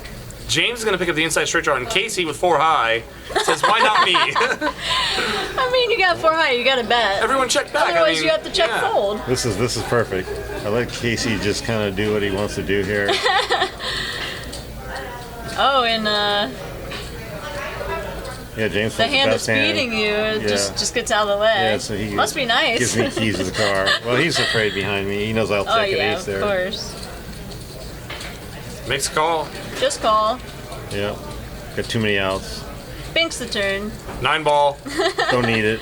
Didn't even need it, but let Casey Yeah, hang himself here. Yeah.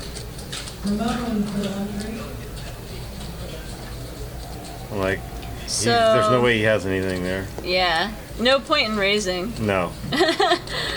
Only get called by better. Nice call, take down the pot. I think that was our last Very hand. nice. No, I thought we played one more because we did like a sort of a $25 ante bomb pot. Oh man, we'll see. And did we miss it? They missed it. And we missed it on the stream. Oh shoot! Oh, well, man. we got bluffed. Did we? They told us that okay, last hand, you guys can do the bomb pot. Oh, they so. love to bluff you like that, you know, and you're in the you're in the live stream. Well, You're just trying to drive the action. I love it. I will say that it wasn't that Hilarious. exciting. The bomb pot. Overall, pretty good session though for you. Yeah, not bad. You did well. I feel like I gave some back there, but a little bit, but well, poker Yeah, happens. you know, yeah, you Yeah, kind of got shit colored happens. on that hand though. Yeah. yeah. Jack What'd you- Miner. I hope you guys enjoyed when I came into the game. And Absolutely. spiced it up a little bit. Absolutely. Man, I everyone knew you guys was, were dying, and I'm like, I gotta help these guys We were out. dying a little everyone bit. was and falling asleep in the chat. We were Yeah. getting some Z's, and then you got in the game, and it was just like bananas, you know, balls to the wall. I sent a message to tell them to mix it up. say thank you, or you're welcome to you guys. Very nice. Well, Uh, thanks for joining us, Yeah. Harlan. Absolutely. We got the Veronica and Friends hosted by Lon McCarran Oh, yeah? this Exciting. Wednesday. Oh, I Yeah. think I'm Yeah. in. Yeah. You're in? I think I'm in. I'm in. Cobra's in. Wapry's in. Ooh. What a game. It's gonna be fun. Free money. You're in? All right, guys. If you haven't clicked the heart already, go ahead and do it now so you can get notified. And we'll see you Wednesday. I like Good that night. person. Great.